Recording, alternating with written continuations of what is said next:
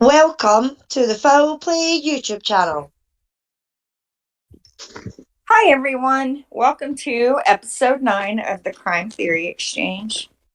It's kind of nippy and wet here in Florida, and today would be a good day to discuss prosecutorial and investigator immunity, qualified and absolute, and hopefully Nicole Baukus's attorney may join us and give us an update on her case as well. How are you doing today, Jack? I'm doing great. How's everyone doing here, and how's everyone in chat? Thanks for coming. Yeah. I'm doing good, thanks. Hi, Rhonda.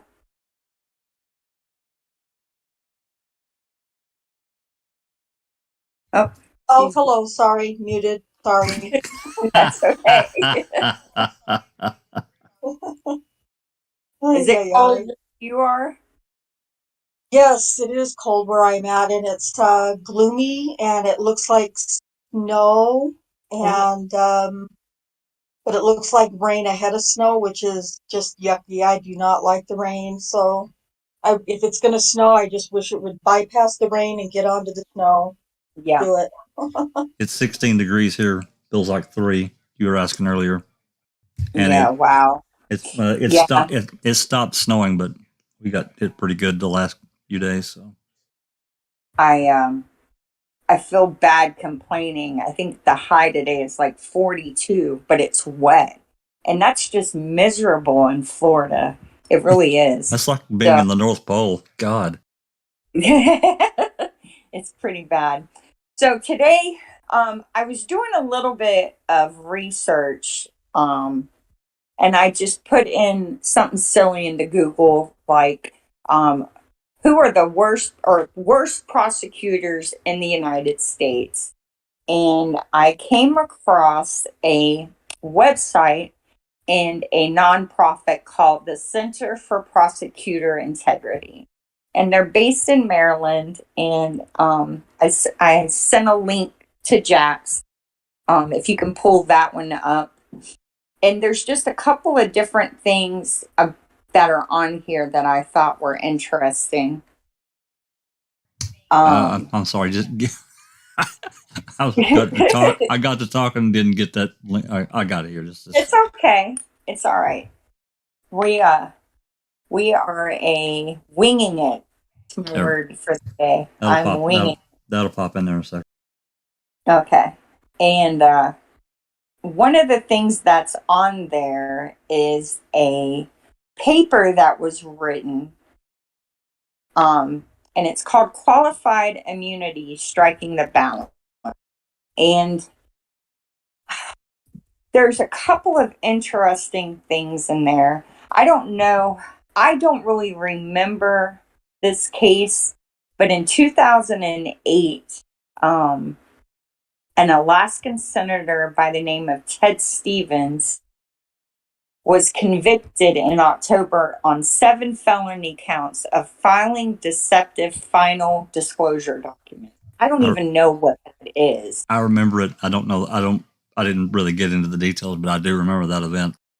Yeah, obviously it probably has something to do with being a senator. He lost his re-election bid to the Senate seat he had held for 40 years, and it was just, I guess, a mess of a case.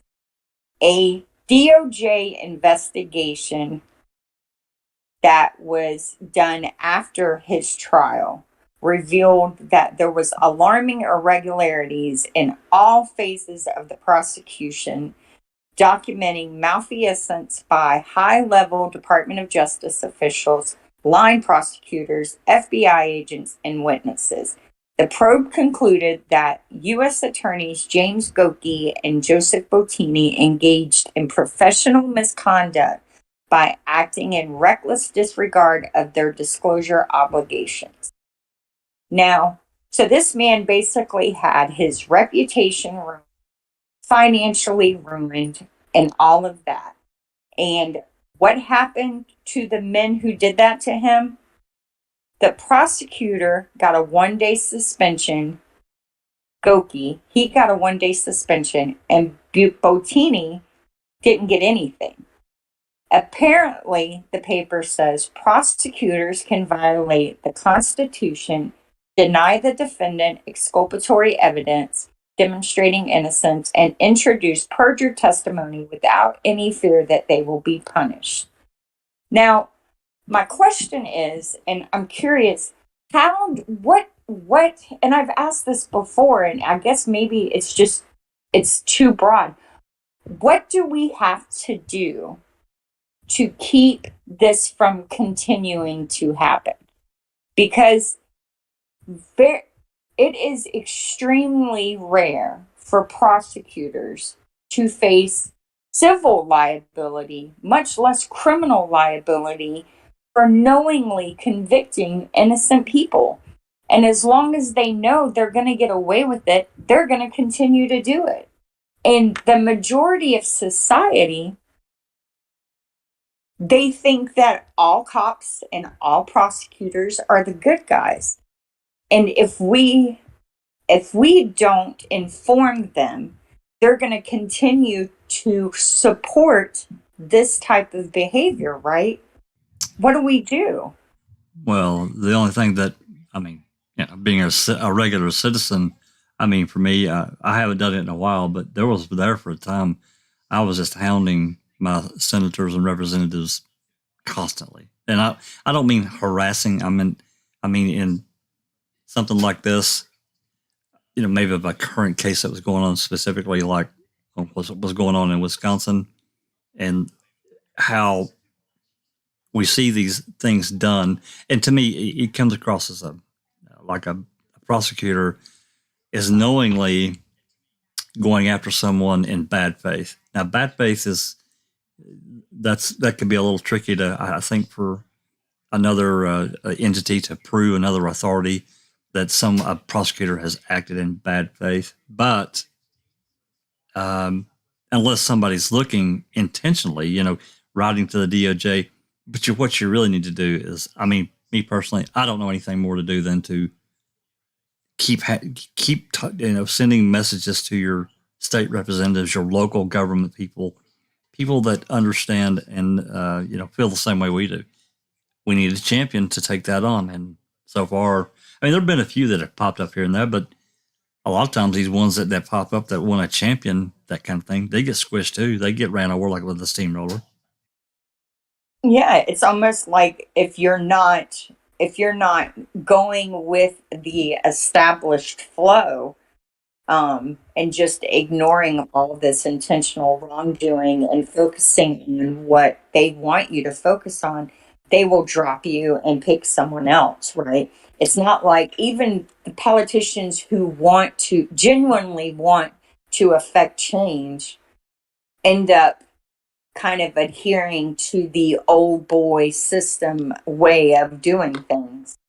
And it's just, it's frustrating. It's very frustrating. Yeah. It's frustrating to know that there are innocent people in prison, but because of laws written by imperfect men and women, they likely will never be released.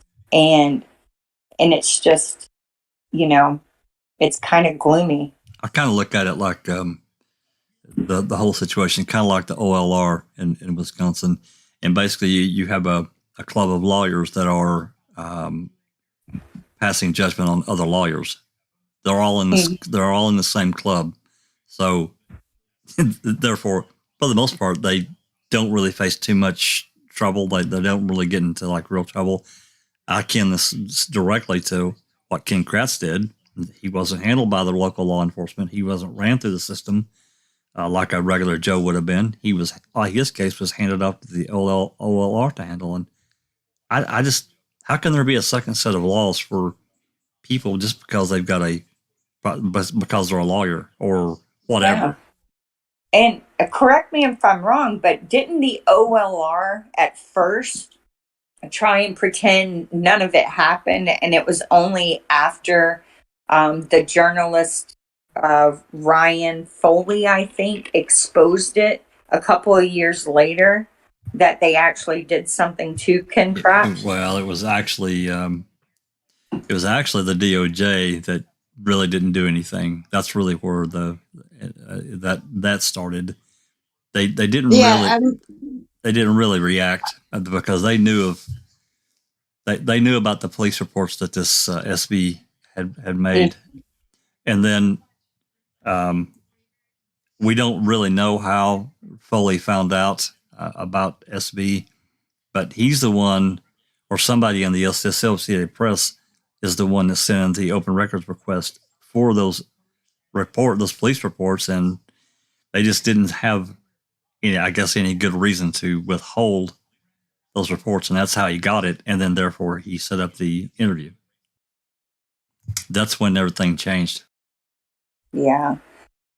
Well, like I said, we are lucky today that Frank Powell, one of Nicole Baukis's attorney, has joined us today.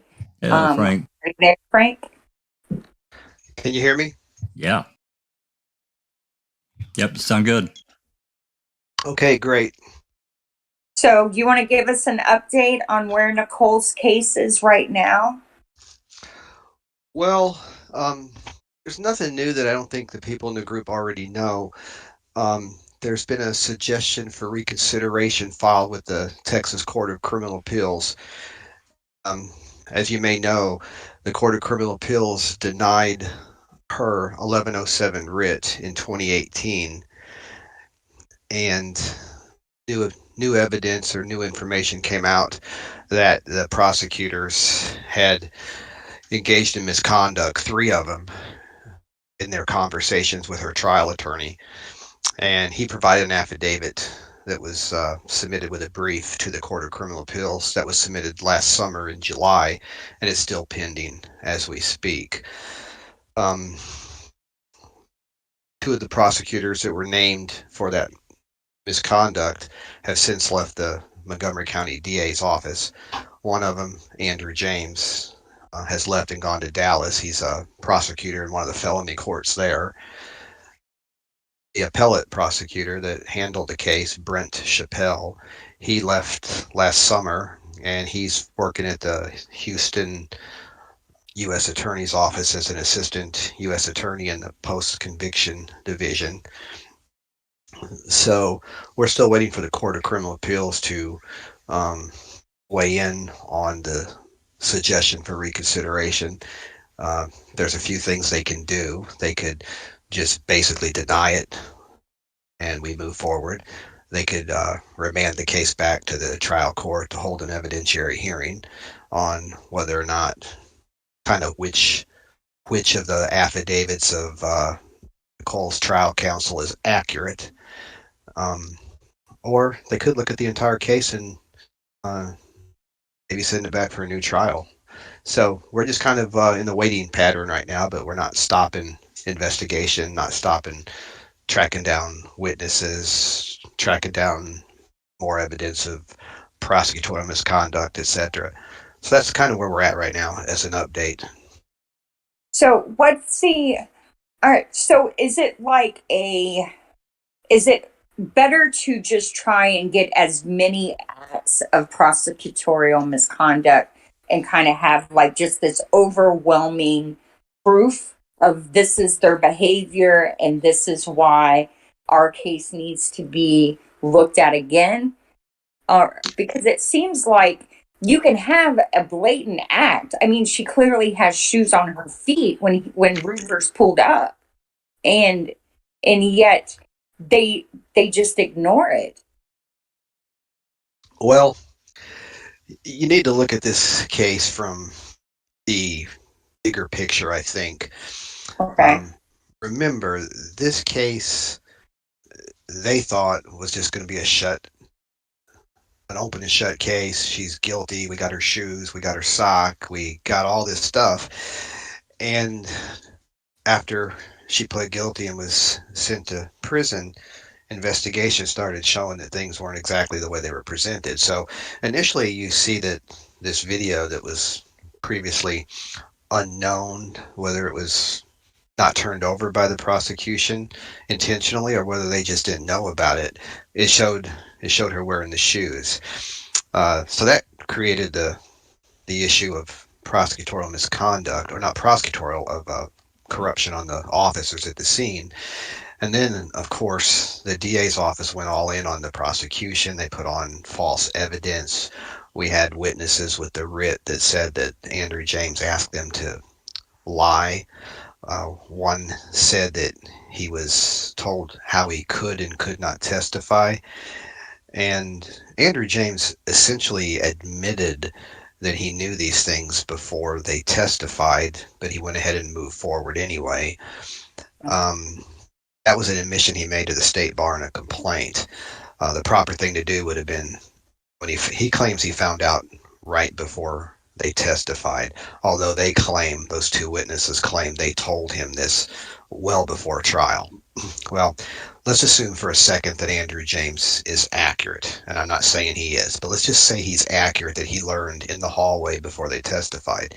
He had a duty at that point to go into the court, tell the court that we need to talk outside the presence of the jury, and he should have disclosed to the court that he had two witnesses that were going to provide exculpatory testimony, and he should have informed the court, informed her defense attorney, and not asked them to not talk about it, not ask them to lie, and not try to have them discredit each other. He chose not to do that. Had he done that, Nicole's attorney probably would have asked for a recess, probably would have reassessed the case, and probably would have started talking to witnesses that he had not previously spoke to. So when this writ was filed, we got officers who are being accused of tampering with evidence. We have prosecutors who are accused of withholding exculpatory evidence, and at the same time, in the affidavits, they're being accused of tampering with witnesses. So the DA, they had a choice. Do we investigate this, or do we just go all in deep in the tank to continue to cover it up? And by all accounts and by the evidence that they presented, they chose the latter. So they're never going to just agree to do anything. So we have to keep investigating, keep uncovering new stuff. And Texas has a rule that's pretty much across the board, that you only get to do one writ and then you have to have new evidence that wasn't available, or the laws changed, or certain circumstances. And the new evidence has to be something that could not have been discovered through diligence the first time. So it makes it very difficult to do subsequent writs, but it's not impossible. And we have a lot of things that have come up since then that we didn't know during the first writ. For example, we didn't know that the prosecutors, 3 of them, went to Michael McDougal, the trial counsel, and provided him misinformation, and basically coerced him through misconduct into recanting his affidavit that would have helped Nicole get a new trial. Instead, they recanted, and then the judge found the second affidavit credible. But now we know what really happened. And of course, they're now claiming that Mike McDougal this is a quote from the brief, that he's a mouthpiece for the defense.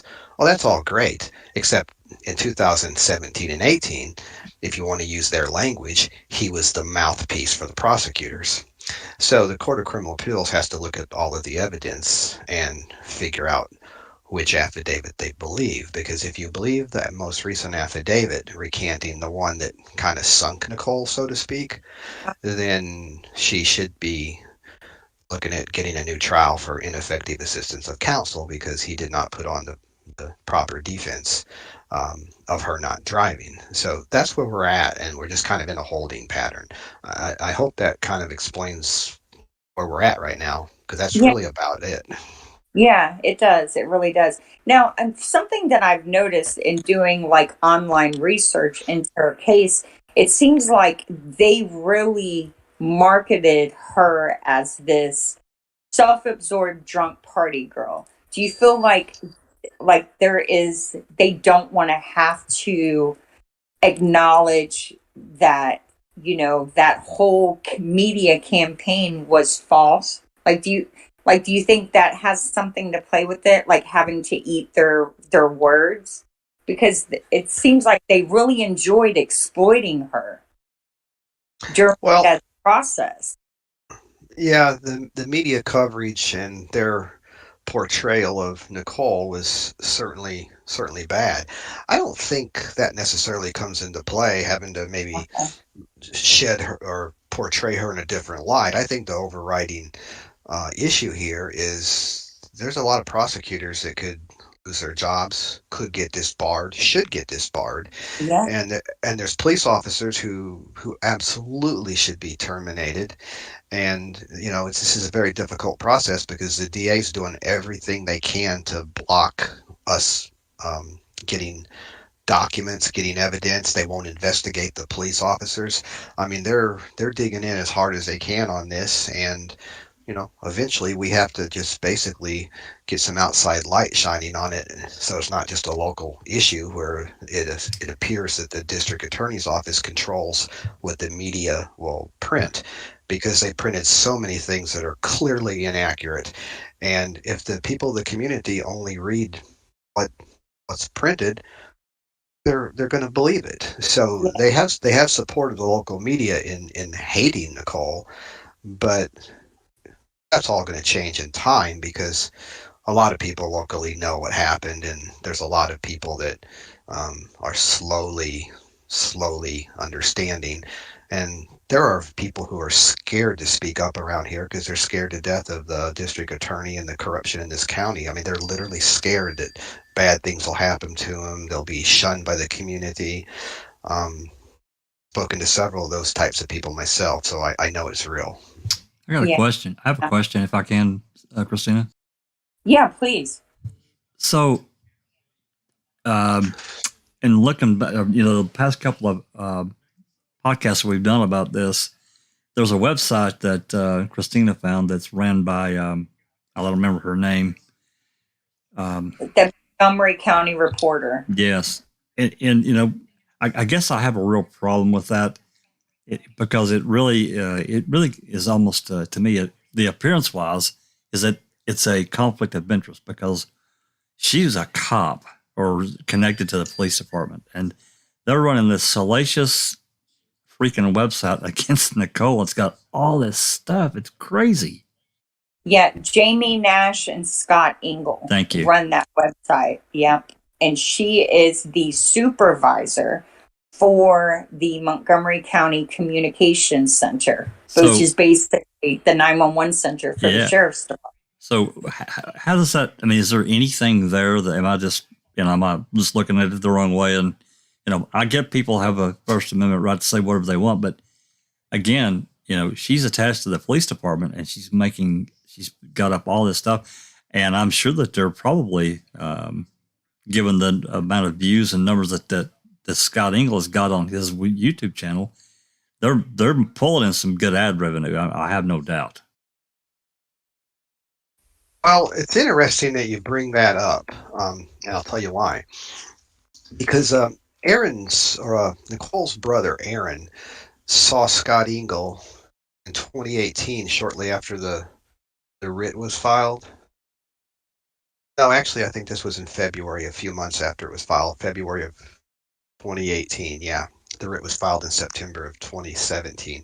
He saw Scott Engel out in front of the courthouse sitting on a bench, and he was out there. They were dedicating maybe a Texas Star in the road to something. I don't remember exactly what it was, but he approached him with his camera on his phone, and he asked him what's going on, and Scott Engel said, oh, he's busy, and he asked him why he wasn't reporting anything on the Nicole Baukus case, and Scott Engel said there's nothing to report.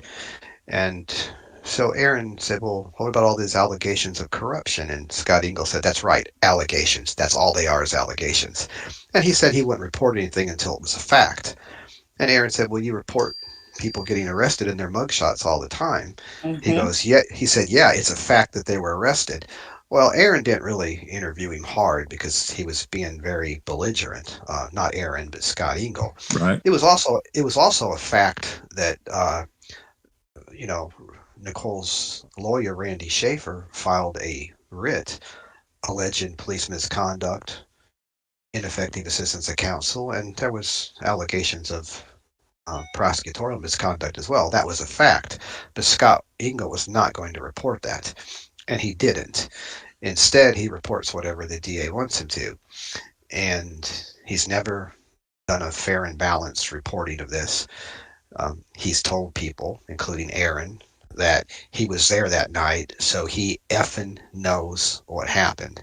Well, he wasn't there that night. He showed up after it was all done. They were cleaning everything up, and he has no idea. But he is in the tank, and he's nothing more, in my opinion at least, than a shill for the law enforcement and the prosecutors. Yeah. Yeah. They both just give me bad vibes. For everything that I've read about them, you can tell that they're just paid mouthpieces for the DA's office. But people go to that website thinking that it's a balanced news, and they're calling Nicole. They've got that letter from one of the victims' moms on there calling Nicole a murderer, and it just irks me because that's salacious journalism. It's not investigative journalism. To me, it's not journalism at all. It's just entertainment. No. That's all it is. It's just definitely. Well, do you? Let me say one more thing, if I may. Yes, please do. You ask if he was making revenue from that website. Aaron, Nicole's brother, mentioned that you're making money from the site, and he said no, he doesn't make a penny from it, which is not true because he was selling advertising on the site. He's got a YouTube channel. I don't know if he makes money off of the views on YouTube or not. I don't really watch his YouTube videos to know if there's ads playing every 3 minutes like monetized channels or not, but he's definitely selling advertising space on his website. You can see the banners and everything. So it is monetized. He is making money on, even though the fact he patently lied to Aaron and said he wasn't making a penny off of it. Mm-hmm. Yeah. So he's not. He's definitely not a factual. Neither one of them are concerned with justice. It's definitely a financial based motive for them. And it looks like this case made Scott Engel. Like, you don't really see anything about him prior to this case. And it really irks me that people will, and being at the scene, I know that he showed up late, but he seemed like a person who would have tried to interview the witnesses. I would be curious to see if he didn't talk to Buchanan and the others at the scene. And if he knew then that Nicole was a passenger and just chose not to report the facts. I don't think he could have talked to Buchanan at the scene because I think the witnesses were taken off the scene before Scott Engel showed up, and I base that mainly on all of the pictures, the photographs, and the videos from Scott Engel. There are no pictures of Nicole's ambulance there. No, there is. He's got some videos of her ambulance leaving, but there's no videos or photographs that he took where she's not in the ambulance. So I know based on the timing of when the witnesses left that I don't think he could have been there when a lot of this went down and that witnesses were there. Okay.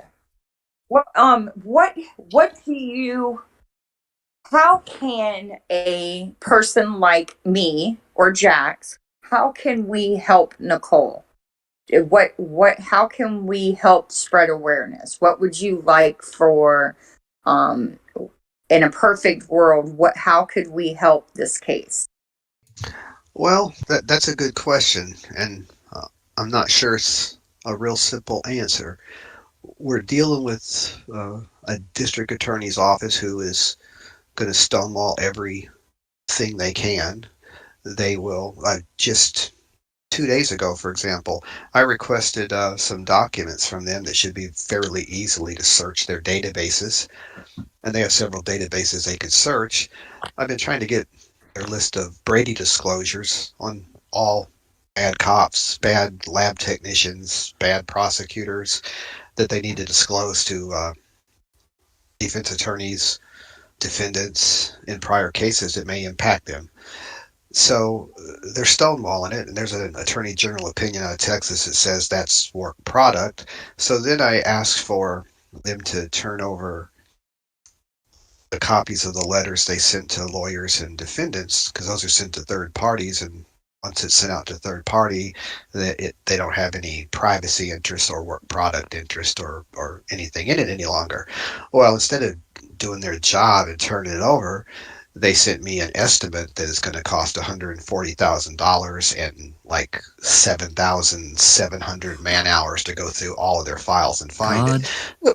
Jax, does That that just sound familiar? Well, I mean, considering, what I went through to try to get some open records requests, they want to charge me $5,000. Wow. I didn't realize they did it to defense attorneys too. By the way, Ripper, I sent Ripper an invite to Discord, so he may be coming. Okay, awesome. Thank you. We haven't filed any records request in Nicole's case yet, but we research other cases as well, Frank. And that is a common tactic that we see from the Department of Justice in Wisconsin when it comes to, and Manitowoc and Calumet County, when it comes to any documents that could help us expose what has been done. They will send you an outrageous bill, or they will call it work product, or the DOJ will say you have to get permission from the prosecutor and then submit an appeal to this decision, and then the prosecutor won't give you the permission. And these are police reports that should be easily accessible to a person via a records request. We were talking the other day. I can't remember what case it was, but just talking about the state charging defense attorneys and just regular people, or even defendants, inmates, money to get access to their own records. What case? What? Somebody. That was Nicole's case. Nicole's case. Remember, the DA wanted to charge her $5,000 That's for a right. copy of. That's right. Yeah. Is that standard, Frank? Okay, so in Texas, when someone's convicted and goes to prison, there's some fairly good case law that says when you're in prison, you're indigent. So if you're indigent, you clearly have access to courts, and yet they got to give you a public defender. You get a copy of the record for appeal. That's fairly clear. I'm sure there are exceptions for if some CEO of a big company wound up going to prison, or an athlete for a crime. They might try to fight a free record there, but they probably wouldn't even be asking for it anyway if they have millions of dollars. I think what came up in this situation, this is just my personal opinion, this case became a media case from the very beginning because the local news seized on it, and one of the prosecutors, Warren DeProm, every chance he got, he would go out and let Scott Engel interview him, and he had aspirations of running for judge in a different county, which he did, and he lost. But he used Nicole's case and the prosecution of it and his interviews with Scott Engel as part of his marketing of his campaign on his campaign website. Then we had the judge who was going to be running for re-election. He also used her case on his campaign website as one of his cases where he's just tough on crime. So I think, and this is just my opinion, I think that the reason they even made an issue and had to have a hearing for the free record and everything is they just wanted media opportunities. We got her trial attorney, or rather her appellate attorney, had to bench warrant her back from her TDCJ unit back to Montgomery County. They had to have a hearing. She had to testify. She had to testify that her parents hired the appellate attorneys for, I believe it was $50,000 was the price, and they made a down payment of, I don't remember what, but they were trying to make a point that if the family has money to hire an appellate lawyer, that they should not be giving her a free transcript. But the reality is it was her father and her family that was paying for the lawyer, not her. She's an adult, and with her being incarcerated and having no job, having no income, she was indigent by law. So the judge ruled correctly and got her a free transcript, but it was just another media spectacle that they wanted to do. Yeah, they just wanted to shame her and get camera time. Welcome, Ripper. Thanks for coming. I don't know if he's got his audio straightened out, but we'll get him fixed. Okay. Hey, Ripper. Yeah, he's not sure if he's not found his microphone or looks like he's on his phone. But so anyway, go ahead.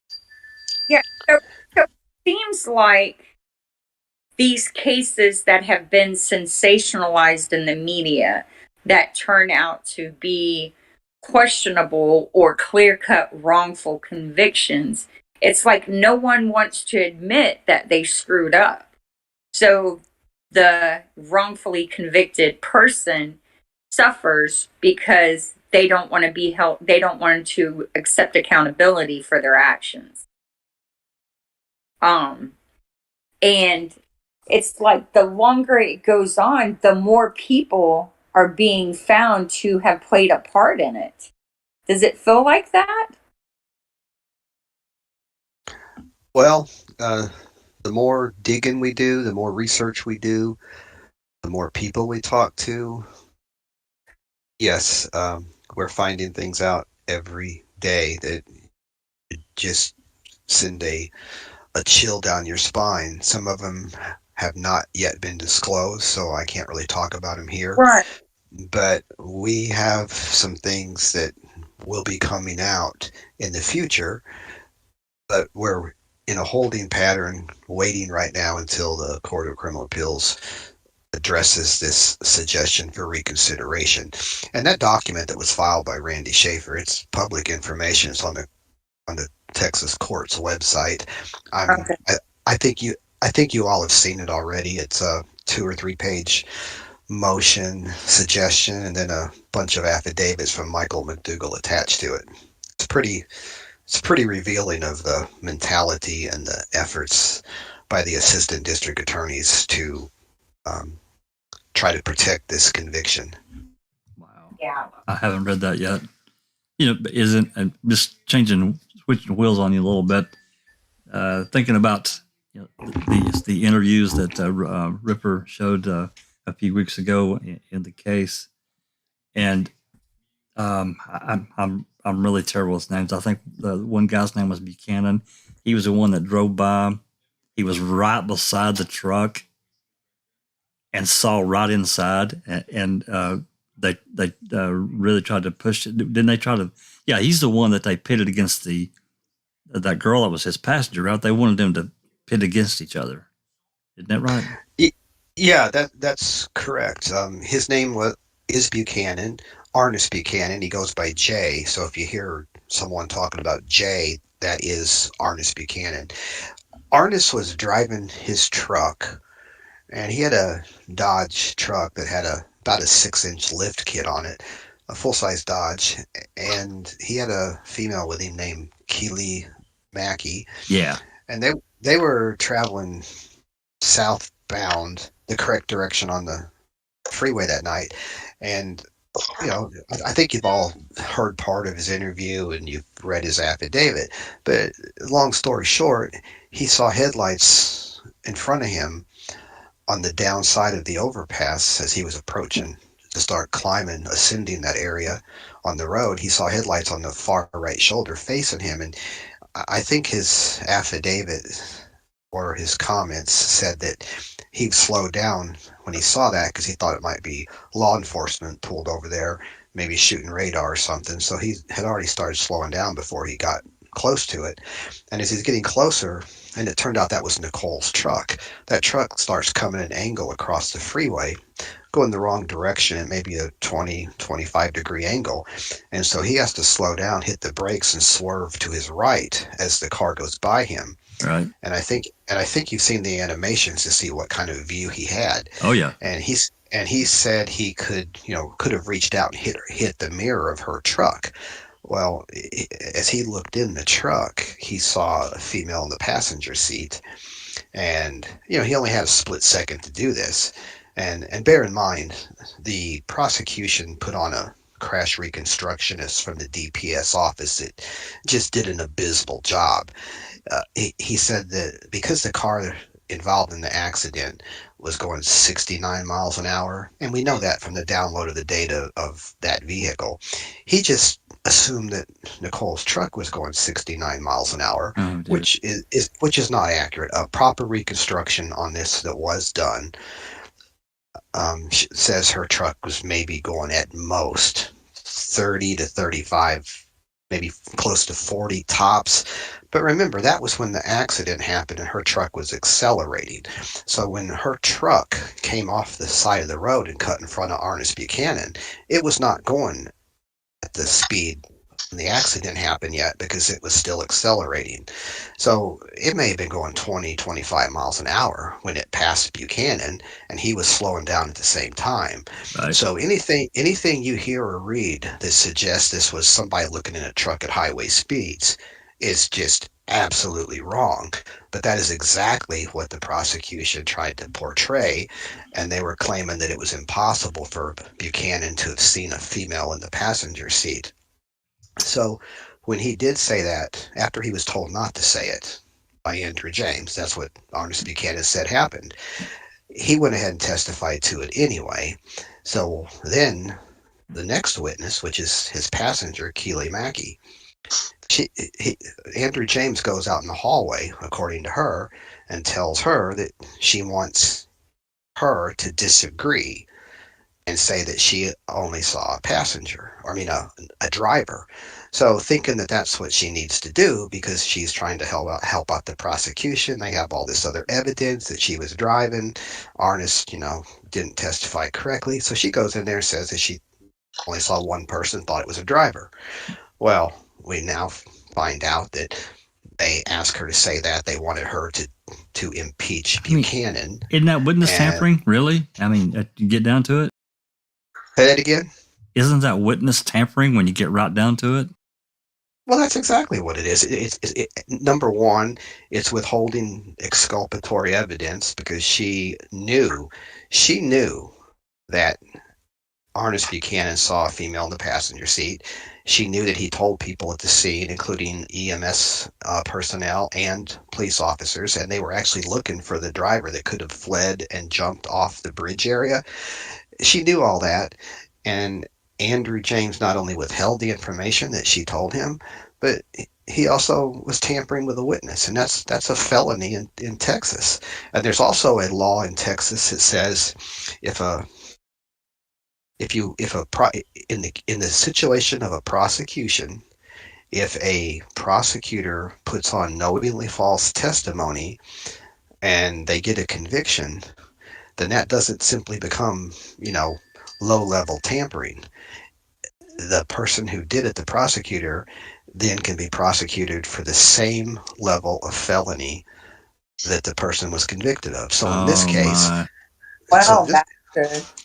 So I don't know how far that goes. I don't know if they do it in the death penalty case, if you could say the prosecutor can get the death penalty. I doubt it, and I doubt anyone's ever litigated that. But in this case, it would be, if true, what those two witnesses are saying, then Andrew James theoretically could be prosecuted for a second-degree felony, which is punishable by 2 to 20 years in Texas. But of course, the statute of limitations is long run on that. Unless you apply the statute of limitations of intoxication manslaughter, which has no limit, but that's probably not the case here, and there's really no case law that gives guidance on if that happens in a non-statute case, that there's no statute to run. So it's kind of a gray area right now. I would have thought, Ripper, are you having any luck? There you go. Look at Ripper. Hey, man.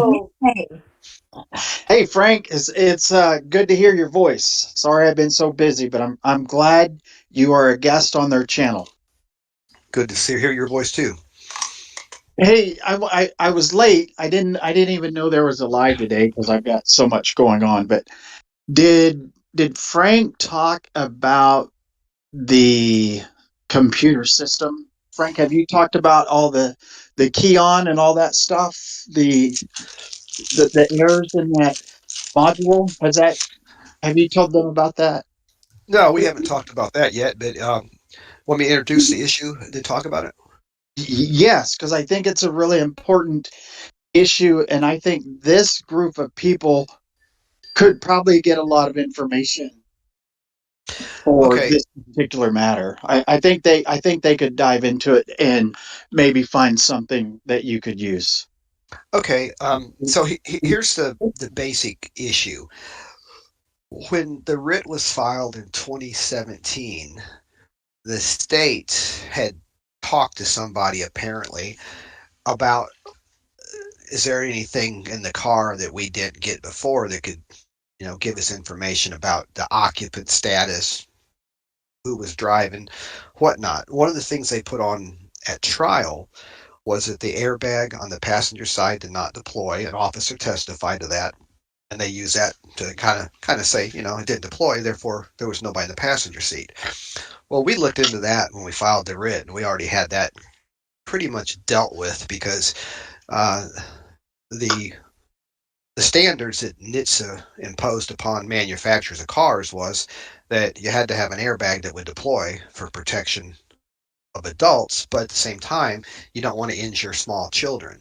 So the car had a seat sensor. It's kind of like a gel pad that when you put weight on it, when it exerts a certain amount of weight, it will then turn the airbag on so it can deploy in the event of an accident that is severe enough to warrant deployment.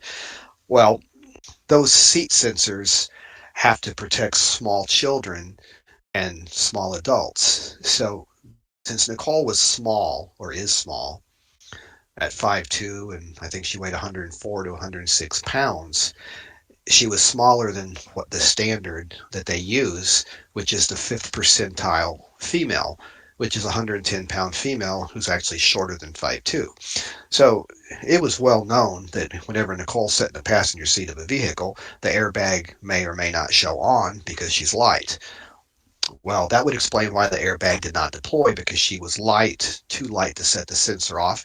And if you're too light to set the sensor off, it's designed to not deploy. And I think we have some witnesses that talked about that. I don't know if you've seen those particular tapes yet or not, but the affidavits are out there too from crash experts. So what the state did is they wanted to find something that they could show that she was the driver, and they downloaded another piece of equipment called the RCM, which stands for Restraints Control Module. They downloaded that, or they didn't download it, they got a court order to go get it from the car, and it was the truck, and it was removed from the truck, and it was sent to Autoleave. And Autoleave is the manufacturer of the device, and they're up in Michigan, I believe, and they make it, and Ford puts their product in the car. Well, they downloaded it, sent it up to Autoleave. Autoleave downloaded it and gave a report, and the report showed that the occupant classification showed that there was a driver without a seatbelt. It showed that there was a passenger seat was empty. It showed that the driver's airbag deployed, stage 1 deployment. It did not reach stage 2 because the accident was not severe enough to reach stage 2. And so the prosecution used that with the affidavits from an Autoleave engineer and then a Ford engineer. They both basically said the occupant classification shows that there's an unbuckled driver and the passenger seat is empty. So there you go. That's proof that Nicole was the only one in the vehicle. Well, the problem with that is, and once they downloaded this and sent it off to Autoleave, we started reaching out to experts that could help us with this issue because we knew it was going to come back and we had to deal with whatever it said. Well, we got a hold of Rick Ruth, who worked at Ford back during the time that Nicole's truck was actually manufactured, and he worked in the seat sensor division, and he's an electrical engineer, and he lectures and teaches people how to interpret the data, and he also is an expert witness, mostly for the car companies in defense of product liability cases. And When I reached out to him, first thing he said is, whoa, whoa, whoa, I need to know, is this a product liability case where I'm going to be having to testify against a car manufacturer? I said, no. He said, well, good, because I cannot do those because I defend car manufacturers. So it was a defense of a criminal case. So he agreed to take it on, and he explained to us how about the keons, and that's what Ripper was talking about. So what happens is, and we'll get this for you to see and understand when you see it, but there's two sides to the report. One side shows the occupant classification system, and the other side shows error codes. And in the error codes, like for example, if your vehicle has low battery, it'll be an error code that it picks up that the battery's low. And every time you turn your car on and off, that's considered an ignition cycle or a key on. And they're called keons. Well, this particular RCM, this little computer box, was built in 2005 or 6. And back then, these event recorders didn't hold as much data as they do today. So all it could hold would be 256 keons. After that, all you know, it's 256 or greater. And 256 keons for a typical person who drives the same car every day is about 3 months worth of driving. And if you think about it, if you think about your own driving, you may get up in the morning, drive to work, turn it off, that's a key on, key off. You may go to the gas station, turn it on, turn it off, that's a key on. You might stop by the store, etc. So 256 is about 3 months for a typical person. Well, that second side of the RCM report showed all these error codes. And I don't have them up in front of me, but I think I remember them pretty well. So what it showed is, it shows 7 keons since the driver's side airbag got a deployment signal. So there were 7 ignition cycles. It showed, I think, 40 something for the battery, which means the battery had been low for a while. It showed a sensor problem with the passenger airbag of 7 keons. And there's like 3 things in there that had 7 keons. So you can assume that there was 7 ignition cycles since the wreck happened and recorded that data.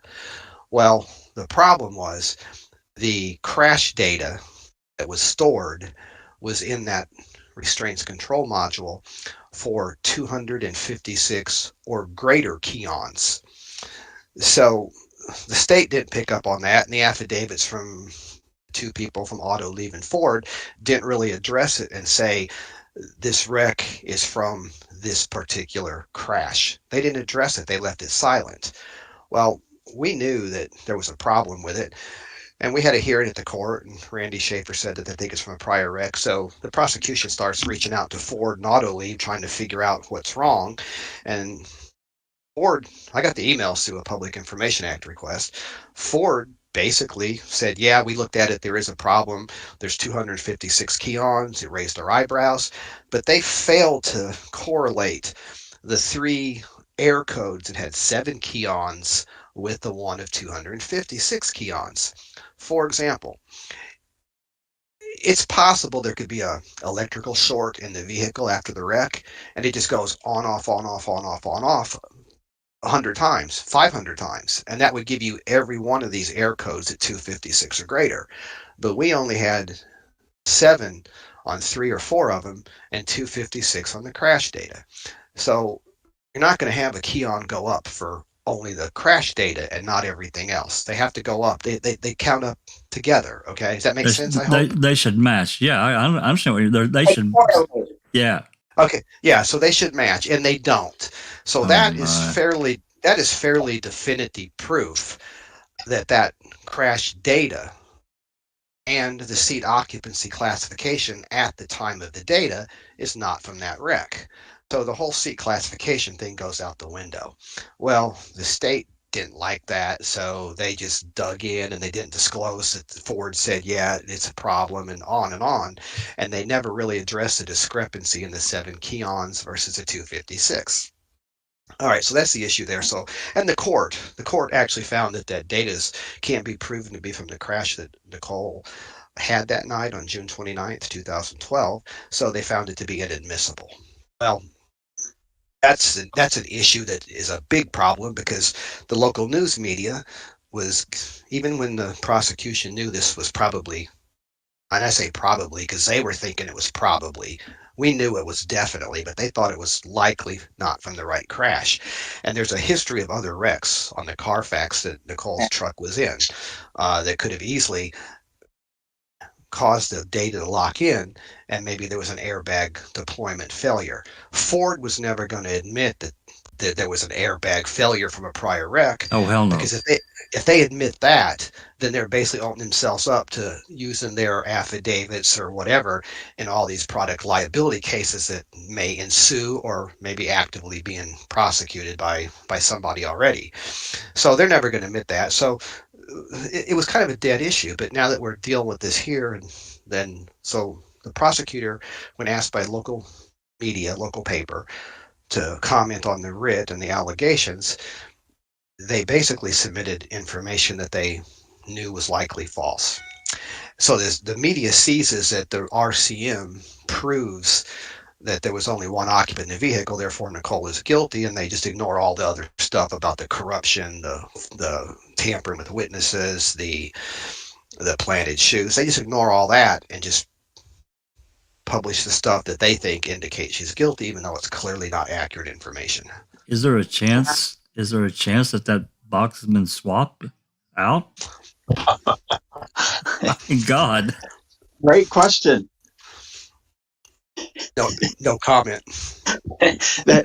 Jack, that's a really good question. Because when things don't match up, there's got to be a reason behind it. Maybe it is electrical shorts, or I don't know, Frank, could someone just get in there and turn the key, 250 plus times and cause that to happen? I mean, what are some of the scenarios that would cause this RCM to end up like this way? I'm hypothetically speaking, of course. Okay, well, let's go back and review what I just talked about. If the situation you just described happened in a case, and you go in there and you turn it on and off 256 times, remember, the other air codes that only had 7 key-ons would also count up as well. So you wouldn't have that discrepancy if that happened. You also wouldn't have that discrepancy if you had an electrical short that went on, off, on, off, on, off hundreds of times. Because when one key-on happens for the crash data, it happens for every error code in there. Does that make sense? Yes. Oh, yeah. Oh, yeah. Yes. So if it was switched out, then you might get a result like this. If it was an RCM that was taken from another vehicle from the salvage yard, for example, and put in here, yeah, it could show this exact same thing. If that crash happened, with only a driver and no occupant, that would be exactly what you show. But it could also happen from a prior event that locked in the crash data, but there was just a failure of the airbag to deploy. And we all know that there are serious crashes where airbags failure to deploy. Exactly. And Nicole did have a crash about a year, maybe a year and a half prior to the accident in question that her truck was involved in, where someone cut her off on an interstate, and her truck went into the Jersey wall. Here in Texas, we have these concrete barriers to keep you in your lane. Her truck went in at like a 45, 50-degree angle into a Jersey wall, had about $6,000 or $7,000 worth of damage to the driver's side. And if that is the event that got locked in, it would have been a case where the passenger seat was empty. It would have been a case where the airbag maybe should have deployed but didn't, and that could account for it as well. But one more part about this crash data that's important to bring up as well. We did have the crash data from the Chevrolet that the deceased were in, and we have what it does is there's a change in velocity when the crash happens, and it's a negative change in velocity. So from simple physics, I think you've all heard that there has to be equal and opposite, impact force. Right. Okay. So when these two cars hit, they have equal and opposite force, but force is mass times acceleration. So you have to adjust for mass, and mass is the weight of the vehicles. Well, the Chevy that was in the vehicle, the Chevy car that was in the crash, weighs half as much, almost exactly half as much as the Ford F-150. So you have to make adjustments to figure the speeds. Well, so what happens when two cars crash? When the crash starts for one car, it starts for the other. And then both cars decelerate rapidly. And if that change in the negative acceleration, or delta V, is enough over a short period of time, it will signal the airbags to deploy. That way it doesn't deploy for just a small fender bender, and it does it for severe deceleration events. Well, when these two cars hit each other, the wreck happens, and when they disengage for both vehicles simultaneously. So when you chart that curve of deceleration over time, they should line up exactly on top of each other when you adjust for the difference in weights, okay? Well, that's not the case here. The Chevy Avio's accident was significantly longer in time, I believe, than the Ford F-150, and the curves didn't overlie each other like they should, because they have to be identical when you adjust for the differences in weight, because when the accident starts for one, it starts for the other. When it stops for one, it stops for both. And because that is called crash pulse data, and because that crash pulse data did not match, that is a second indicator, in addition to the key-on discrepancy, that this data from Nicole's truck was from a different event. Of course, we know the Chevy crash data is from the event that night. The question is, was Nicole's data from that night? And the answer, based on the key-on discrepancy and the discrepancy in the crash pulse data, which doesn't overlie over time, and the crash being longer for one vehicle than the other, both of those data points support that this was not from that crash. And we have not only Richard Ruth, who was an engineer that worked at Ford designing this system. Not only do we have him saying that, but we have two other crash experts saying the exact same thing. And one of those crash experts became a defense expert because Warren DeProm, one of the prosecutors, wanted David Pearson to look at the case. And he told us if David Pearson agrees that there's a problem, Nicole wasn't driving, and explain how the airbag didn't deploy, that he would get on board and help us. Well, once we was able to demonstrate, and David Pearson was able to demonstrate that Nicole was not the driver based on the data he had, the lack of injuries, the lack of airbag resin, the injury she did have, everything was consistent with her being in the passenger seat.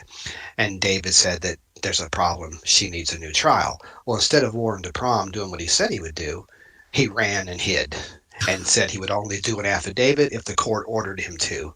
And of course, the court ordered nothing of the such.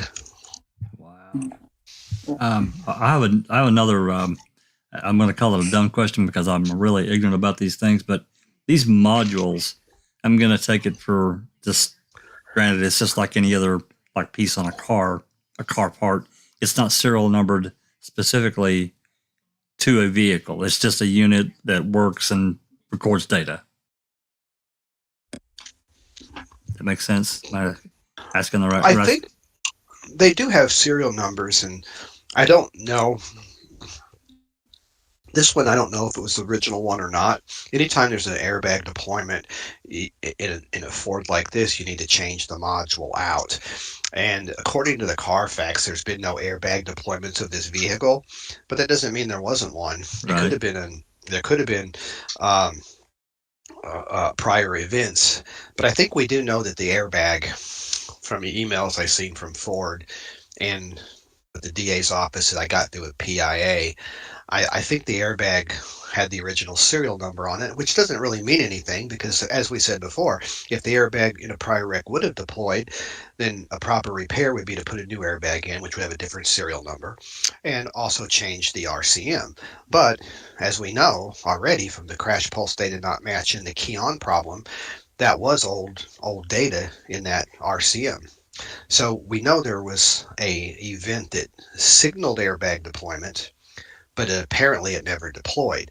And this isn't the first time an airbag failed to deploy, but it's probably one of the first times that car or that vehicle got in a fatality accident later, and the issues becomes known through the subsequent litigation. What kind of airbag was the one in her Ford? Was it a Takata? Do you know? Because there's been, over the years, I used to work in the automobile industry, and I know Ford has had issues with airbag failures throughout too, and that may have played a role in it as well. Maybe, Frank, maybe you could elaborate on some of these emails you've uncovered with Ford. I don't know if you can or not, but one was pretty interesting that you had found when it came to Ford. What email are you referring to? The one where someone was pretty happy regarding the outcome of certain events. Oh yeah, okay. So all of these emails, and by the way, I during the litigation, when we were active in litigation on this writ, sometime right after the court signed the state's findings of fact and conclusions, the law recommend denial of relief.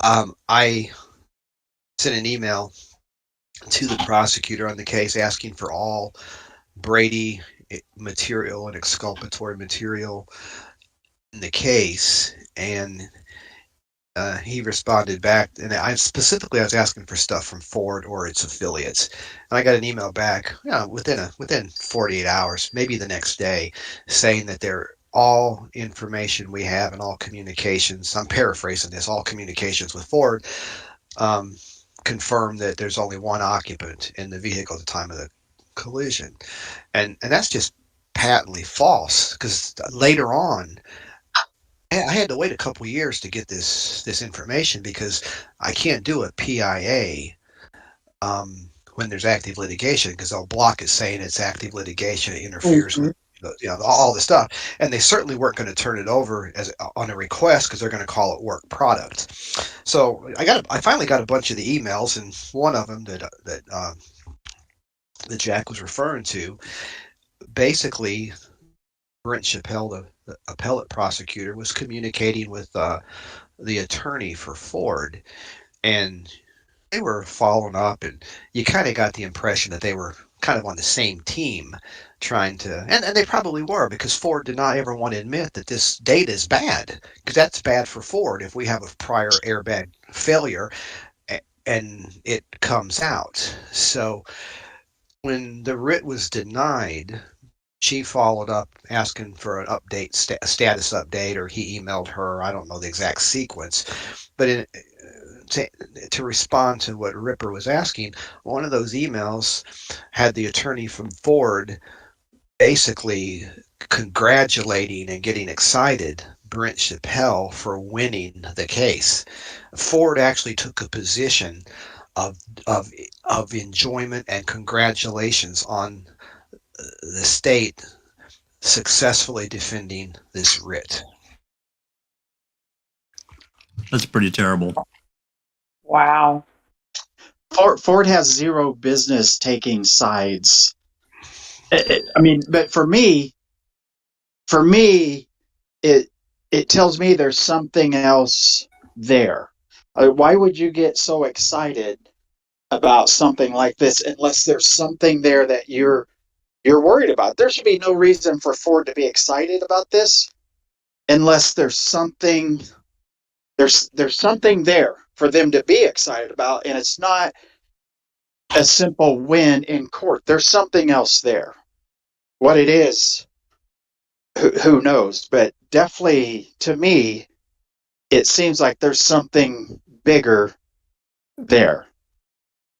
Well, that may be. Like I said, I think it may come down to, and I'm just guessing here, trying to put myself in the position of Ford on this case.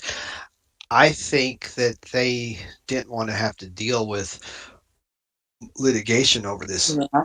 restraint control module, and it eventually coming out that, hey, we had an event that locked in data from a time at least 3 months, maybe much longer, prior to this fatal crash, that should have deployed an airbag, but it did not. Because if that is proven, and I think it has been, actually, I think we've proven it, then that means that can be used by countless number of Other crash victims.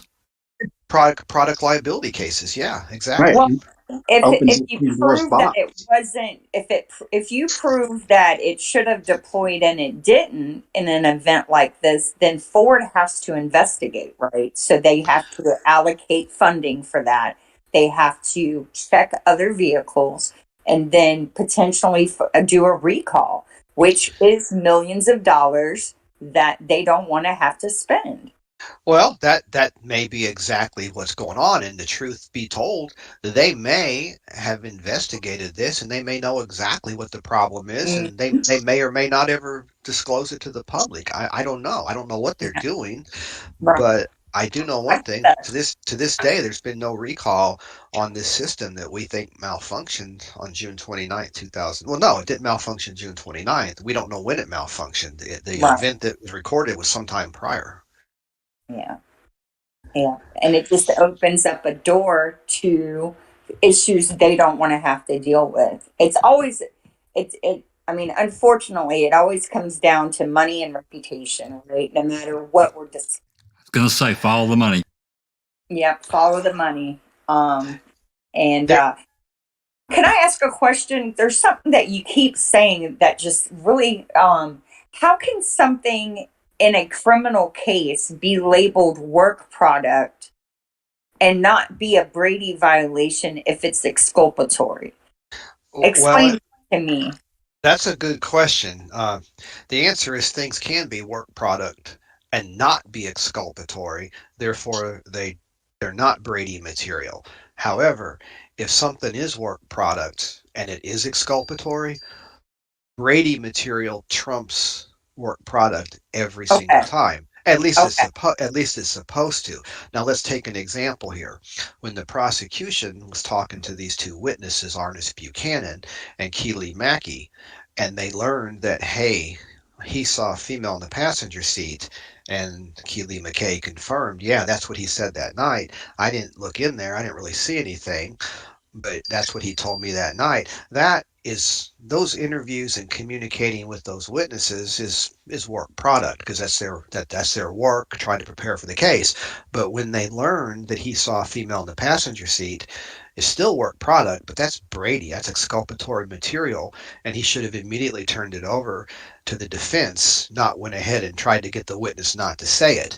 Now, in his response, Andrew James's response, what he said was, he said that he knew it was important material that was exculpatory, so he didn't disclose it to the defense. He just went ahead and asked the question and had him testify to it in front of the court and the jury.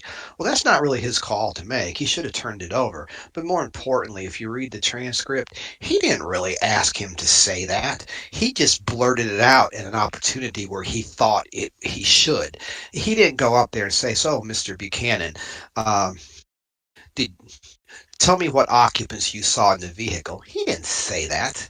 He didn't elicit it. He just blurted it out. And once it got blurted out, then he went out to Keely McKay and tried to get her to do the damage control and discredit this witness who pretty much blew up his case right there in court. Wow. Yeah. So basically, if it's exculpatory, legally, they're not allowed to claim work. But They're you not- have to hope that you can find out about it and then show that it was a Brady. Did I say that right? So they'll claim work product about it. And if you're lucky enough to find out that this witness, like Arness Buchanan and Keely McKay, had tried to tell them what they saw that night, and he chose to ignore it, then you can now use it as a Brady because it wasn't disclosed. But if they had disclosed it like they should have, she wouldn't be sitting in prison. It's just so backwards. I'm sorry. It just really is backwards, because this should have been, they're supposed to be ethical and turn this over from the beginning. And now it's like it's hide and seek, right? You have to hope that you find out what they're not telling you. But, another It's also thing, not justice. I mean, They're supposed to be there for justice, but when they know she was the passenger, that's not justice, and that's not justice for the victims or anyone. No, it's not. It's not. And it's like, and they have convinced themselves that Nicole is this evil, demonic person, and convinced everyone else about it, that they don't want to admit that they knew from the beginning that she wasn't the driver. And I don't know. It's frustrating. It's very frustrating. Speaking of the driver, I'm sorry, Alice. Sorry, Jack. I mean, in my opinion, the reason why there's all these problems with these bad prosecutors and misconduct and everything like that is because of the immunity. And they know that no matter what, how bad they do something, that they're just going to get a slap on the wrist, or bad boy, bad girl, don't do that, you're not allowed to do that. But then they can still practice, and they could go to another state or another county and still practice and things like that. And I think far too many of them, because they've got away with it for so long, they don't care. So, in my opinion, the immunity needs to go all over America, not just in certain states. I mean, because take Wisconsin with the Avery case and everything like that. It wasn't just bad prosecutors, it was bad police and everything like that as well. And nothing will happen to any of these people that have done that. And that poor lassie is in the jail for something that she didn't do. And the people that put her there might not get anything to do with them. So I think the people in America should be shouting more about this prosecutor immunity. It's frustrating. This is what a DA had to say in a deposition about the definition, or what is exculpatory evidence. It's multifaceted, but taking it from the ethics code, it's either evidence which clearly shows that somebody didn't commit the offense in question, or is evidence which may tend to mitigate their sense of responsibility for the offense to a somewhat lesser liability. Evidence in that regard. Also, it's evidence of which its failure to turn over would be likely to change the outcome of the case. Is that a fair definition of exculpatory evidence? I think it's a fair definition, but here's the caveat. The prosecution should turn anything over that might be exculpatory. They don't get to assess it and decide if it's exculpatory. We have a couple cases from the disciplinary proceedings here in Texas on a couple disbarments that the prosecutor can't decide what's exculpatory and what's not. He needs to turn it over if there's any possibility and disclose it. And they don't always do that. In Nicole's case, we had stuff exculpatory clearly not turned over. Yes. So what needs? So this might be too big of a question. How do we fix this? How do we compel prosecutors to turn over evidence without it having to, like, before the conviction? How does a citizen get do something to make this happen? Well, Like, what would you advise us to do? well, what we do here in Texas is we file motions for the state to turn over, you know, exculpatory evidence, and Okay. and there's standing court orders in most courts that say they have to. We have what's called the Michael Morton Act. They have to turn over police reports and all that stuff. Everyone knows, I think, that Michael Morton was wrongfully convicted in Texas, spent 25 years in prison, and they kind of changed the laws a little bit on disclosure of police reports and statements and things like that. But we file motions and we ask for these things, but if a DA is just completely determined to prosecute somebody and they don't want to turn over evidence that could destroy their case or make it where there's a guilty person maybe, but there's evidence that maybe a witness thought the person was taller or shorter or had longer hair. Those are exculpatory statements, and sometimes those things do not get turned over. So even though that witness that was an eyewitness may have seen someone with hair down to their shoulders, and the person on trial had hair that came nowhere near their shoulders, if the state doesn't turn that over and doesn't make that witness known to the defense and what they said, then it's hard for the defense to use it unless they do a really good investigation and find out that witness is available or saw something. And sometimes that's not easy to do. In Nicole's case, these particular witnesses that Andrew James asked to lie, according to the witnesses, they actually filled out short witness statements that night, and the defense actually had a copy of those witness statements, but the trial attorney didn't go talk to him. Had he gone and talked to those witnesses, which he did not do, he would have known exactly what they saw, and he could have put on the proper defense that she was not driving. He's admitted this in an affidavit, like I said earlier, but the state couldn't live with that affidavit, so they had to go back and tell him about the RCM data that proves she was driving and on and on and on, and get him to change the affidavit and say I wouldn't have put on the defense that she wasn't driving, so the court could then deny her a new trial. To try and combat the IAC. I'm sorry, go ahead. No, I mean, that's just bloody ludicrous. And I mean, there should be some sort of penalty. I mean, don't ask me what, because I've got no idea, but there should be some type of penalty for any lawyer, whether it be defense or prosecution, that do not turn over evidence, I just think that's madness. I mean, it happens everywhere. It doesn't just happen in America. I mean, it's happened here in the UK and that as well. But the difference is, if a lawyer or anything like that is found guilty, is found to do misconduct or anything like that, we do punish them, and they can go to prison. They can get disbarred, and they would not be allowed to be a lawyer in any part of the UK. Like, a lawyer in Scotland who gets thingy for misconduct, couldn't then go to England or Ireland or Wales and get a job as a lawyer, because they've been disbarred in Scotland. But I've heard, like, with police officers and things like that over there, if they're in one state and there's misconduct, they can leave that state and just go across to the other state and become a police officer again. Mm-hmm. And I just think that's madness. It's actually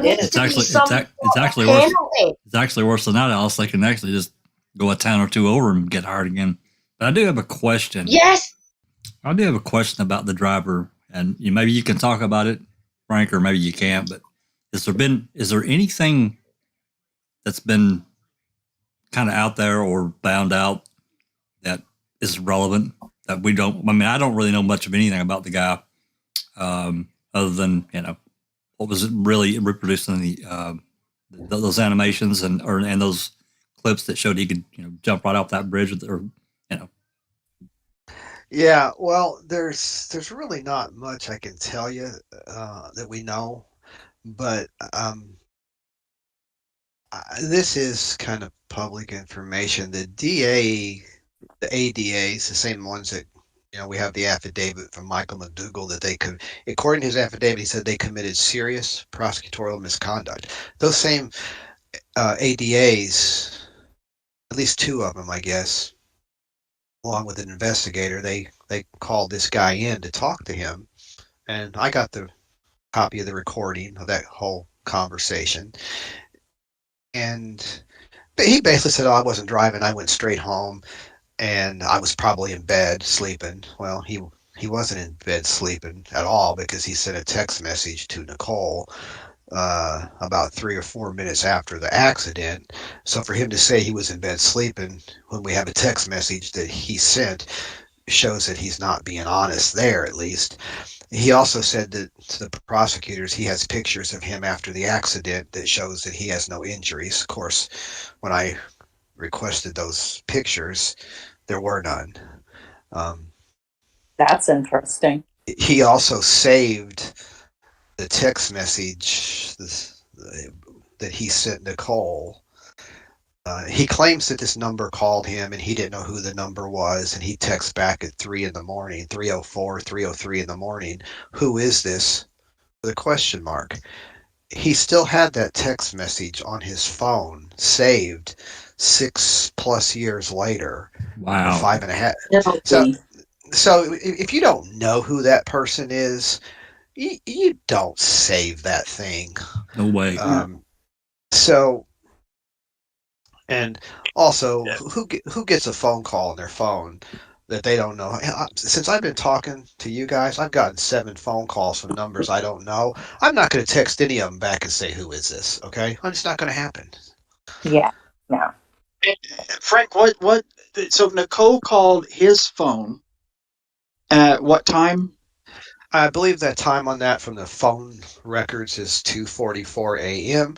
It was just a phone call that never connected. It would, it would be very similar to when, a guy came by my office a little bit ago to pick something up, and I need to reach back out to him later today. So I dialed his number in my phone, and I walked in the office and I saved the name in my phone. I had no intention of talking to him on the phone, but I gave him my number and I got his, and that's probably exactly what happened. Right. You just dial his number. It shows up on his phone. He declines the call. You both save the numbers in your contact information. So that's around 2:40 something. 2:44. And then 2:44 and 15 to 16 minutes later is when Nicole's truck runs into this Chevy. And then how much longer after that does he text her number saying, "Who is this?" 3 or 4 minutes. 3 or 4 minutes after the wreck. Correct. Yes. So he runs from, this is my opinion. He runs from the wreck, jumps down the little overpass. Couple minutes goes by and he knows it's bad.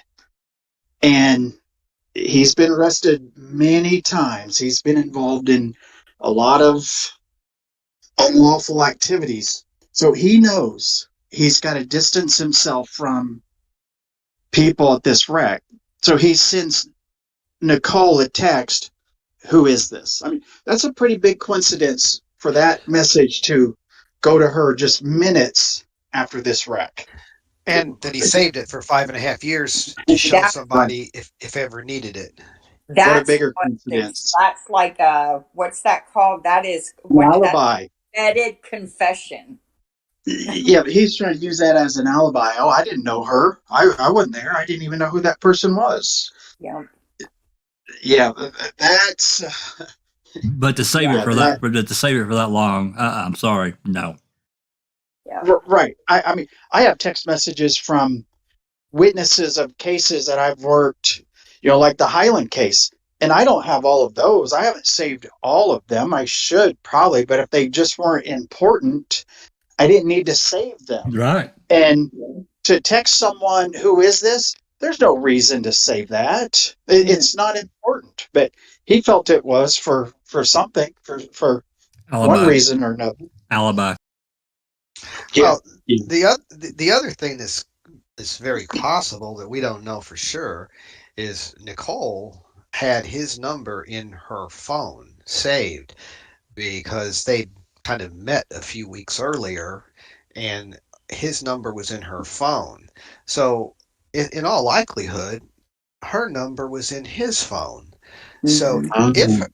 if her number was in his phone, then he knew exactly who it was. And for him to respond back, "Who is this?" is just nothing more than creating exactly what you just said, an alibi. And then if he goes in there and deletes her name from the contact, Exactly. it shows up as a number looking like, "Who is this?" And Yeah. Mhm. and through multiple different iterations of phones over those 5 or 6 years, he managed to just save that text message for that rainy day. Yeah.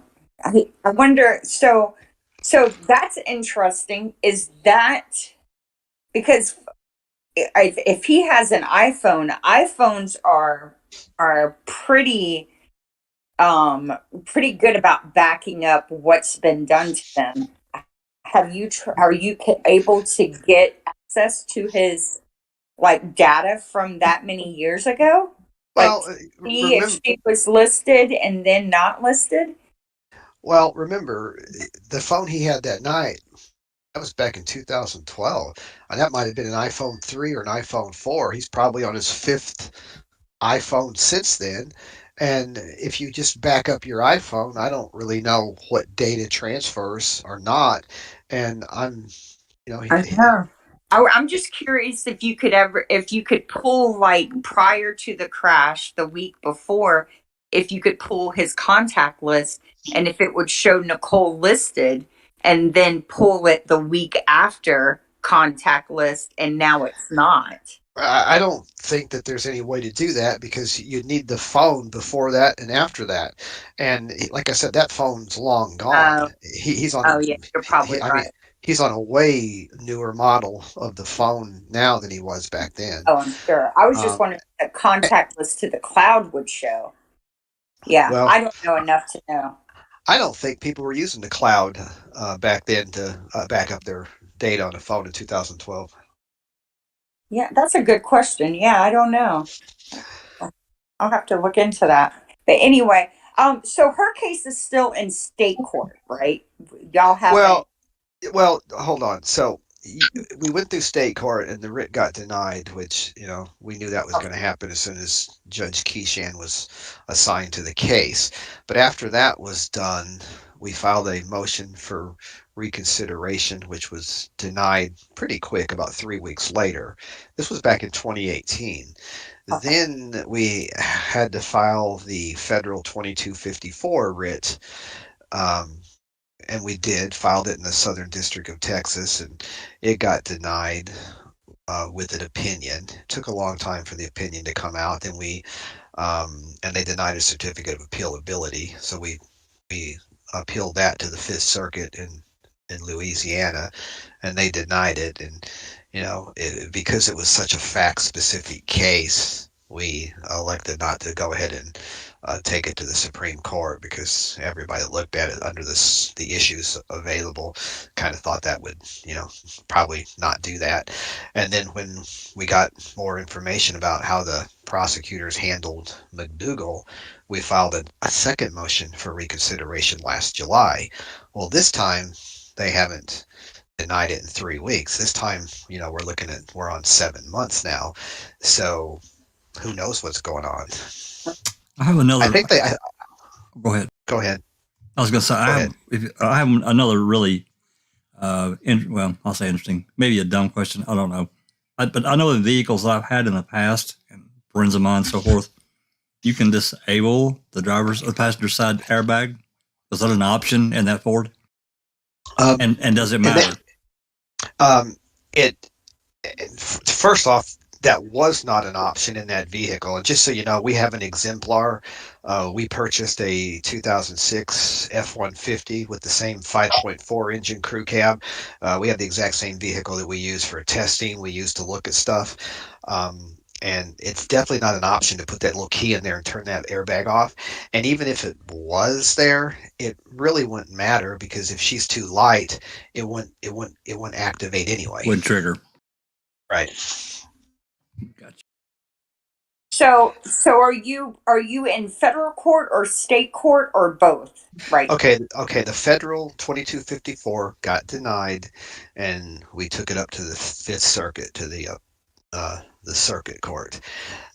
Now we're only in state court with a suggestion for reconsideration based on the three ADA's misconduct in obtaining the recanting affidavit from Michael McDougal. He gave an affidavit to us in early 2017 that really indicated he did not investigate the case. He didn't talk to witnesses. He didn't look at all the evidence. He didn't watch the videos, which, and put on the wrong defense. Well, the state needed to get rid of that affidavit. And so they went to him and presented him all this other evidence that really wasn't accurate and true, and it wasn't even available back at the time of trial. When your trial performance is evaluated under the Strickland versus Washington standard, they have to look at your performance based on what was known at the time. So at the time, nobody knew there was an RCM. There was no data to look at. And all the stuff they went to present him was stuff that was not known at the time. Well, they presented the RCM to him, and I think his affidavit said the RCM was particularly important in me changing my affidavit and now saying that I would not have put on the defense that she was not driving. So they presented information that A, wasn't even true, and B, wasn't even available back during the trial. But that wasn't disclosed to him at all. They made it appear that had he investigated the case back then, this is what he would have found out. And let's be clear, there's no defense lawyer that's going to go download data that could ask to have the data from the truck downloaded that you have to go through the state to do because they control the vehicle. If any lawyer would say, hey, I want to download this data, you don't know what's on it, and she has no memory. He would have never done that anyway because he had enough. He had planted shoes. He had an eyewitness seeing her in the passenger seat. He had everything he needed to get a not guilty verdict, or maybe even have the prosecution drop the case if they were confronted with all of that. There's no way, in my opinion, that the state would have put those cops under that hard light of being questioned about the shoes and the sock and turning off the dash cam and everything else had this been known before trial. Now that it is known, they're fighting as hard as they can to keep from having to put them on the witness stand. Okay. Oh, did we lose you? No, he's here. I think. Oh, wait. Oh, yeah, he's here. What are you looking for? You. So you're in state court again then? Correct. Okay. That's what I thought. I just wanted to make sure I understood it.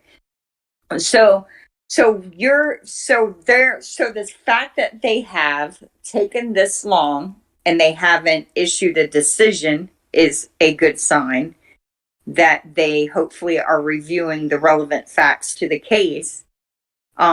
Were you able to also submit, because I've learned that even though you have all this exculpatory evidence, you don't necessarily get to present it all at one time. Were you able to submit the dash cam and all that with this, or are you only focusing on the data from the truck?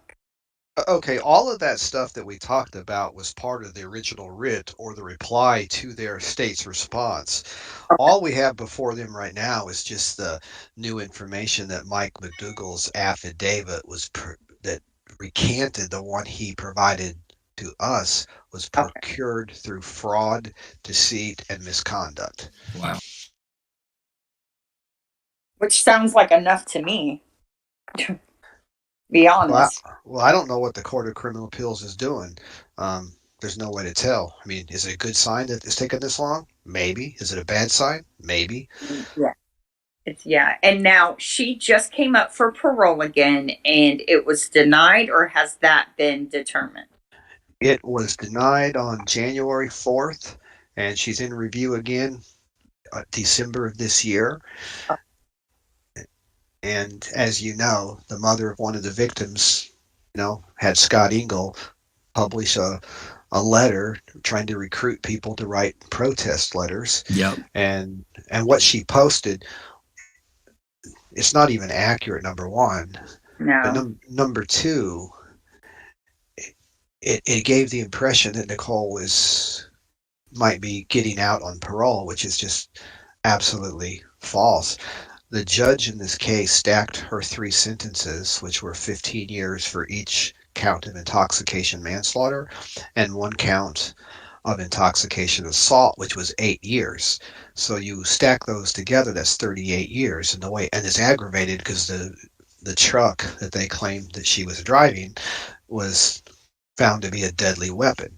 So what that means is she has to do 50% of her time.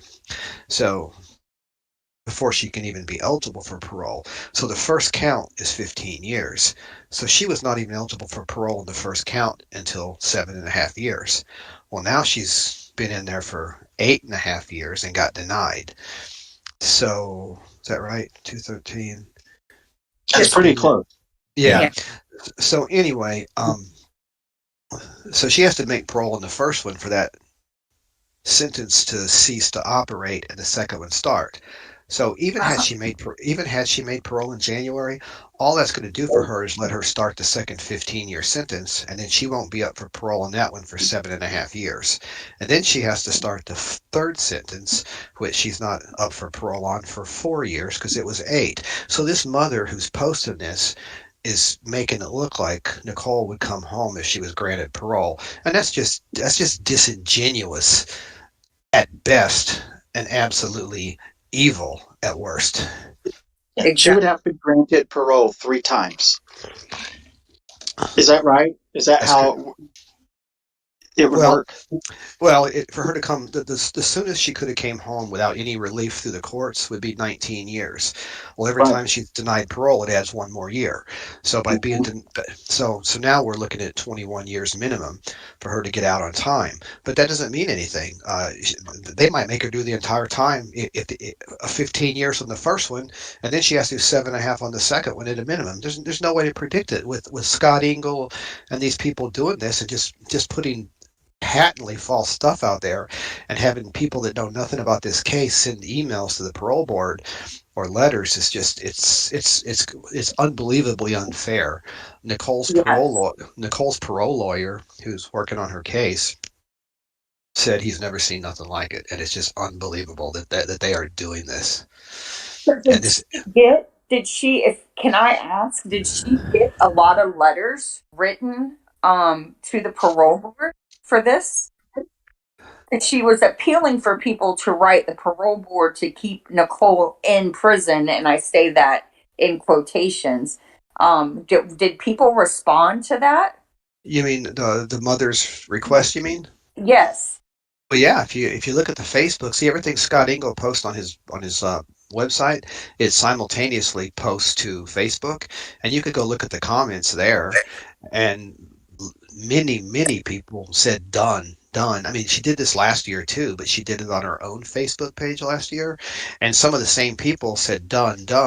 And this time, since Scott Engel posted it, it got more exposure because he's got 230,000 people, and she told her side of the story, and it's just absolutely not true.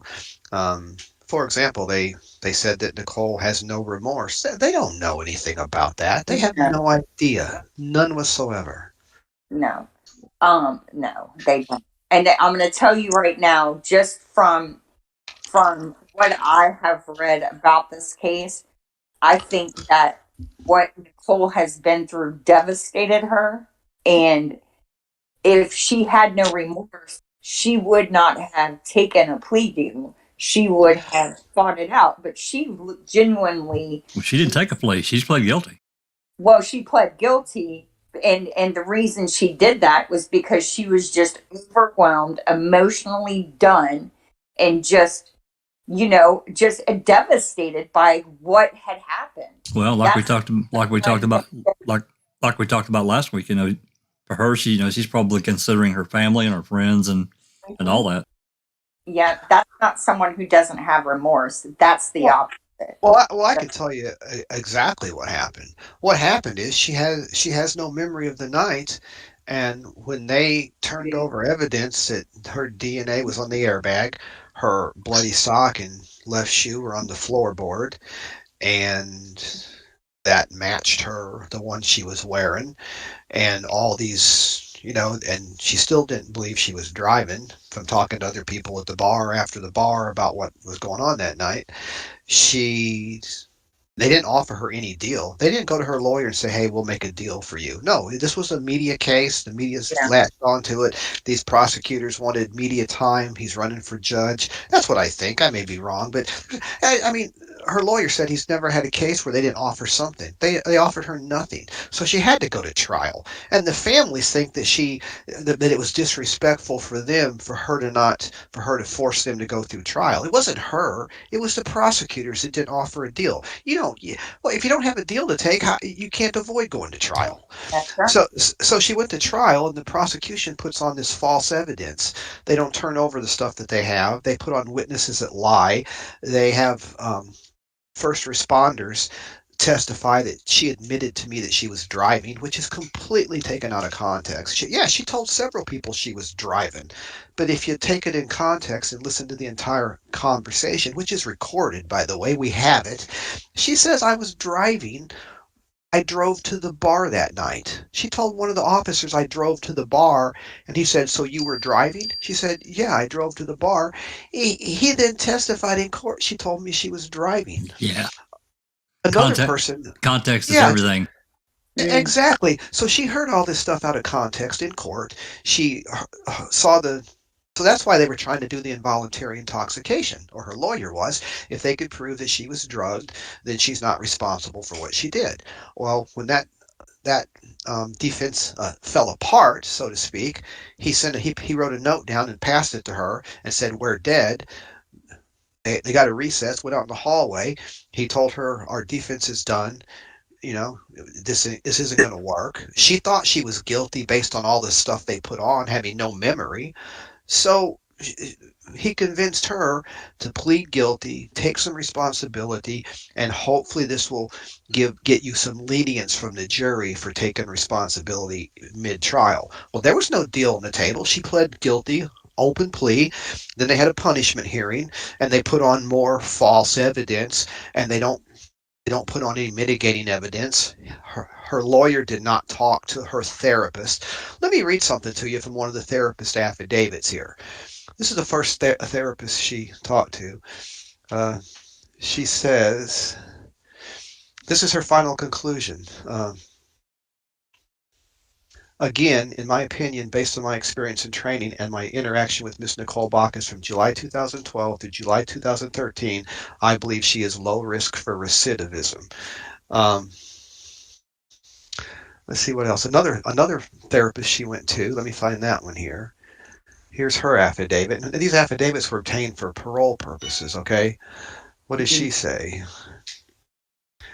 At one point in here, she says she doesn't have a substance abuse problem. And even if she did, it's completely resolved, because she says the same thing. Maybe I did the wrong one. Maybe they're both the same. Let me see here. Well, these are long affidavits, but in a nutshell, both of them said she had great remorse. They had multiple sessions. She's low risk for recidivism. She doesn't have a substance abuse problem. And this is all in affidavits from two different counselors. The lawyer didn't put this information on. If this would have been presented to the jury, they might have not thought that she was this bad person that the state made her out to be, with all this, inflammatory evidence. Yeah. What did they call her? Self-absorbed party girl. I mean, it's not like she had kids at home, and that officers and prosecutors chose to do this to her. It's devastating to think that that's how easy your life can be snatched from you. It really is. And I personally will continue, and foul play, I think, we're going to continue talking about this case and trying to bring awareness to it. I'm eager to get the material and start going through it. Yeah. And we'll put out there what you want put out. If you don't want it out, then. Yeah. Yeah, understood. Well, one more thing I want to say. It sounds like we're going to wrap up here shortly. One of the themes about this was and somebody asked the question, how do we deal with these prosecutors? Well, the problem is they have this immunity, and they can do what they do with absolute impunity because they're protected by the laws. They might qualified immunity, right? Yeah. No. Well, yeah. There's qualified and absolute immunity. Yeah. They have absolute immunity as long as it's part of their job to prosecute. They can get disbarred for it. And in Texas has some rules that probably need to be changed. In Texas, you're violating the ethics rules of prosecutors if you don't turn over exculpatory evidence and all this stuff. But the person has to bring the complaint within 4 years of when it becomes known. Well, or it could have reasonably been discovered with diligence. Well, the problem with that is, let's take Nicole's case, for example. You have all this misconduct, and she gets convicted and goes to prison. Well, they were jerking around, fighting, getting her a free transcript for, forever. So you can't even get the transcript to be able to do the appeal. So she didn't get the transcript till sometime in January or February of the year after the trial was over in August, 1st of August. So now you're 6-7 months delayed even filing the appeal. Then the lawyer asks for a couple extensions. Maybe you get the brief filed a year later. The state asks for an extension or two. So you're like 15, 16 months before it's even ready before it's all briefed.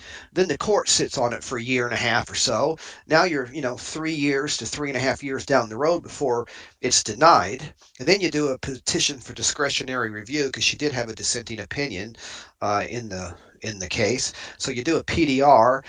That takes a couple of months to do. The state's got to respond. Then you got to wait for the opinion. So now you got another 6-7 months gone. Now you're almost to the 4-year mark already. You're getting close, okay? So now we're not even starting to investigate the writ yet. Then you got to get the writ done. So this thing just drags out forever in a typical case, especially a complex case. And when you start doing the writ, you're finding out they did this wrong stuff. Well, then the bar will say, or their defense will be when they defend their complaint, they could have investigated. They could have talked to this witness 3 years ago. Why'd they wait 6 years? So the prosecutor gets off. Arrested, disbarred. He had to get exonerated in order to do that. That is an awful case. It's an awful rule too. Yes. Because the rule says they have to get exonerated, or if they're vacated, the state has to not prosecute again. So if Nicole gets a vacated sentence and the state says, I'm not prosecuting again, then she can file complaints again and revive that 4 years. But if the prosecutors in a case know they can revive, that 4 years gets revived, that's a motivation to prosecute again to avoid that 4 years revival. Wow. So it's the most unfair rule that motivates the prosecutors to be sure and prosecute again to avoid complaints that might get them disbarred. Wow.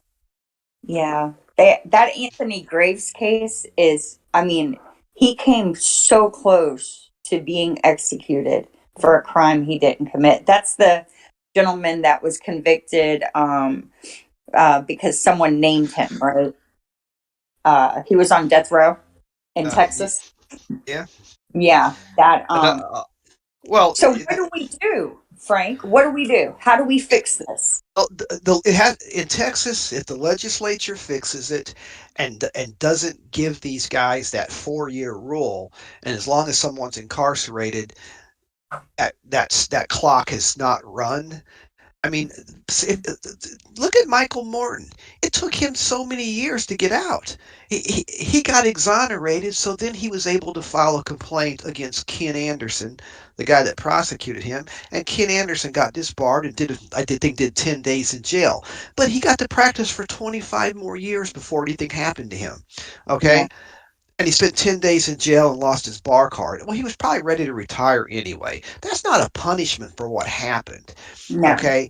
So the rule is, I told you earlier, if a prosecutor puts on knowingly false testimony, their punishment is the same that they prosecuted and convicted somebody of. Well, the problem is the statute of limitations is so far long gone on those things that you can't even go after them.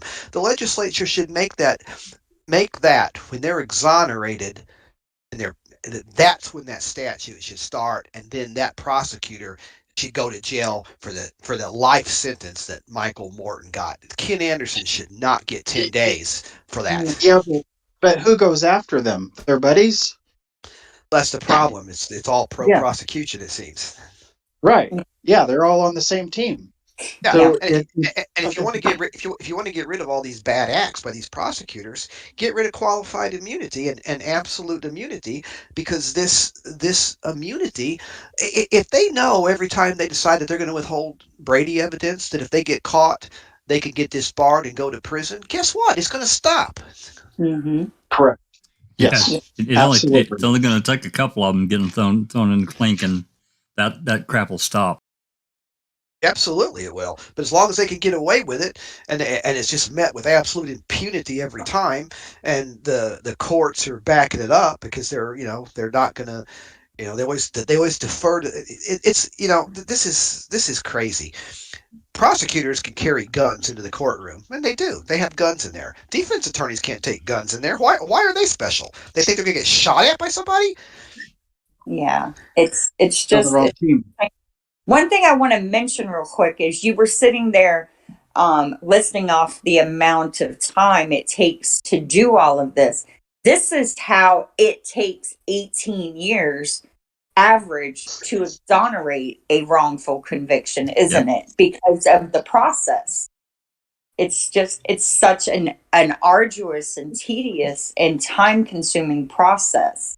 And I feel like if it could be streamlined for cases where there's clear and convincing questionable issues, there should be like a fast lane. Like if you're on the interstate, you go all the way to the left if you're in a hurry to get somewhere. I feel like certain cases should be put in the fast lane. In Nicole's case, Stephen Avery's case, those cases, Richard Glossop's case, those cases need to be fast tracked, because spending 30 years of your life in prison when you haven't done anything wrong is just unheard of. And a couple of $1 million does nothing to make up for that, in my opinion. You're right. It doesn't. It just doesn't. And that's what it comes down to. These prosecutors don't want to be outed as doing this. They, taxpayers, or I should say government entities, don't want to have to allocate the funding to pay for the couple of $1 million they may get assessed. So instead, they let innocent people rot in prison. And, it's no place. And I like the idea that Texas, are you saying that in Texas, if they're found to have done this, they could face up to the sentence they sentenced someone to?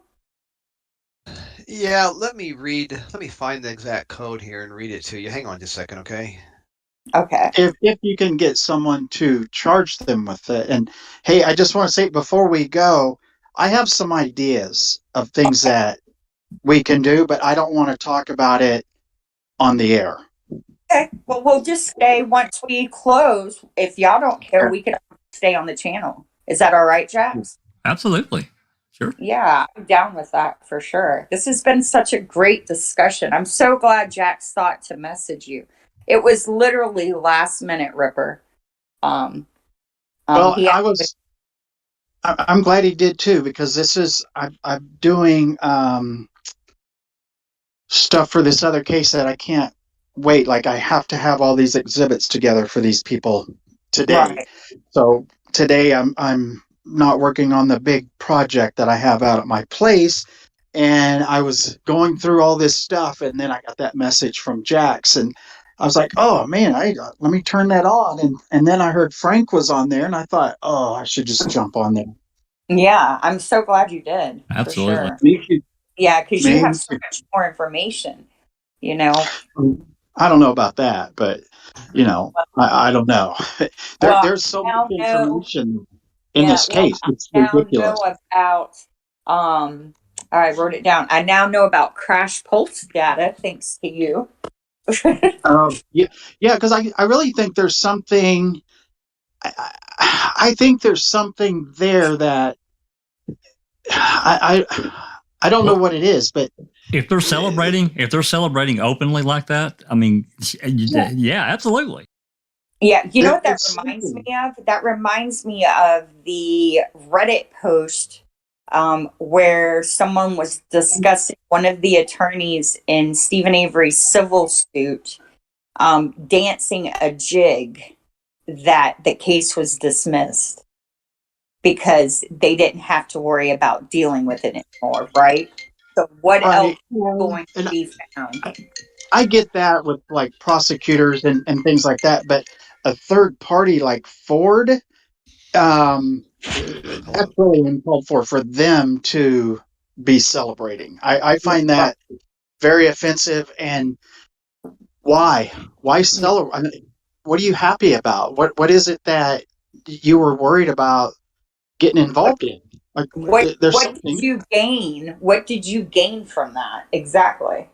What did Yeah, there's definitely something there, and I think you guys are so good at digging up information that other people just don't see. That when I talked to Frank about it, when he first told me about it, I was like, this is something that I think these other people could probably, they might uncover something, they might not, but I really think you guys have a really good ability at finding things that other people don't see.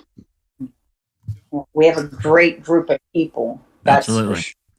We got some smart Yeah, I people agree. hanging around, no doubt. Yeah. The more eyes and the more minds, the more perspectives, right? The more ways to look at the puzzle. So Yeah, and the nice thing is Frank and his team has done so much work that when you start seeing all of these documents and files, all this stuff that they have already gotten, they've already done all the hard work. I mean, it's so much information that I think when you guys start going through this stuff, somebody's going to see something. I think there's just going to be something that pops out to someone, and it could be that one thing that Makes a helps, difference. because this is, in my opinion, this is one of the worst cases I've seen where someone was absolutely 100% framed, and there's evidence to show that they were framed, and people know that. I mean, the law enforcement had to know. These people at the scene, they had to know, and nobody did anything. There has to be someone that was there on that scene that's on the other side that wants to talk. There has to be someone out there that wants to say, yeah, this is what I heard, and we were told to be quiet about it, and there has to be someone out there that needs to clear their conscience, I think. yeah, I agree. It was too much in the public there. Too much. It was wide open. So I Yeah, have but that. I have that Oh. statute. If you want, I can read it to you now. I found Yes, it. please. yes, please. Okay, it's Section 36.05 of the Texas Penal Code, and it's tampering with the witness. So there's several paragraphs, but paragraph A, I'll read paragraph A, then I'll read paragraph D. Paragraph D is the one you really want, but it says under paragraph A, a person commits an offense if, with the intent to influence the witness, he offers, confers, or agrees to confer any benefit on a witness or prospective witness in an official proceeding, or he coerces a witness or a prospective witness in an official proceeding to testify falsely, or to withhold any testimony, information, document, or thing. So what we have here is we have Andrew James asking, someone to testify falsely, and he asks someone to withhold evidence as well, not testify to everything, omit stuff. Well, then you go to paragraph D after it talks about other parts and punishment. It says under paragraph D, an offense under this section is a felony of the third degree, except that if the official proceeding is part of the prosecution of a criminal case, an offense under this section is the same category of offense as the most serious offense charged in that criminal case. So what they're basically doing here is they're saying, look, prosecutor, if you put on false testimony or withhold important testimony, and you do this in the proceeding, you've committed the crime of tampering with a witness, and whatever that crime is, that's exactly the level of crime you have committed. It does say in paragraph E, though, notwithstanding subsection D, if the most serious offense charge is a capital felony, an offense under this offense is a felony of the first degree. Meaning if someone's on trial for capital murder, death penalty, or life without parole, and they get caught lying, it is a felony of the first degree, which is 5 years to 99 years. It also says under E1, notwithstanding subsection D, if the underlying official proceeding involves family violence, an offense under this section is the greater of 1, a felony of the third degree, or the most serious offense charged in the criminal case. So they have this set up where the prosecution, if they get caught tampering with a witness, can be prosecuted. But I've done legal research looking for cases. I don't really find anybody using this statute to prosecute these corrupt prosecutors. Yeah, I just wonder if it's out of political connections, fear, and this case to get elevated the way it was, I don't know. I asked a question. I've asked it a couple of times. What was the guy's name that we're saying was driving the truck? Ernest Buchanan. No. You mean Candace Duran? Yeah. Was there any kind of connection with him and anyone in authority that is known or even suspected? I mean, like being a CI, confidential informant, something that would give him some kind of leg up, Radio silence. I'm sorry. What was the question again? Somebody came to my office asked me a question. Oh, that's okay. This alleged driver that everybody feels really comfortable saying it's just Kansas guy. Is there any kind of connection with him and anyone in authority in that county? Somebody that would protect him. Well, I don't know that. We tried digging into that a little bit, and I do know this. We have heard from a few people that know him that he's a confidential informant, but there is absolutely nothing that I've seen personally that can prove that one way or the other. It's just something somebody said. It may have been their speculation. He has had so many cases dismissed. It's unbelievable. I mean, he's like Teflon guy. Everything gets dismissed. He gets the DWIs reduced to reckless driving and just takes a plea deal, pays a fine. He's had so many things dismissed. You kind of wonder, but I have no evidence one way or the other. I mean, isn't that though isn't that kind of indicative of a CI that, and I don't know in Texas, I know in a lot of states that it's really, really difficult to get police departments to release any kind of documentation about their CIs. They're buried, they're protected. I mean, just what everything I can gather of all the trouble this guy's been in, and he's really kind of, like you said, he's Teflon. Man, come on. It sure seems like it, doesn't it?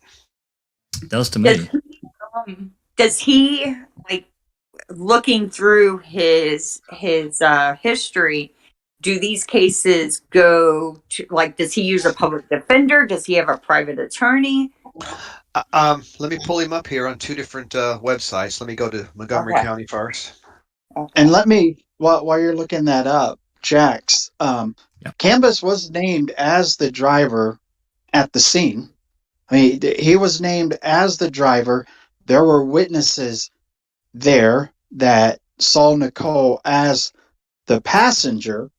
So, for me, I'm saying the guy's the driver. He was named as the driver, and I know people say alleged driver, but So I can drop the alleged part. Thank you very much, River. what's he gonna do? What's he gonna do? Sue you? Yeah, right. You know. But I mean, he was named as the driver. Witnesses there saw Nicole as a passenger, unless that thing was being driven by a ghost, by an alien, the same alien that planted the key in the Stephen case. Right. It's pretty obvious he was the driver, and then for him to text her just months after the wreck, who is this? Like that to him, I'm sure he thought, I need to act like I don't know her. This would be a good alibi. I don't know who that person was. It's to me, it's just obvious this guy was the driver. Probably drunk, right? Because he was at the bar with her too. So Probably. that was thinking.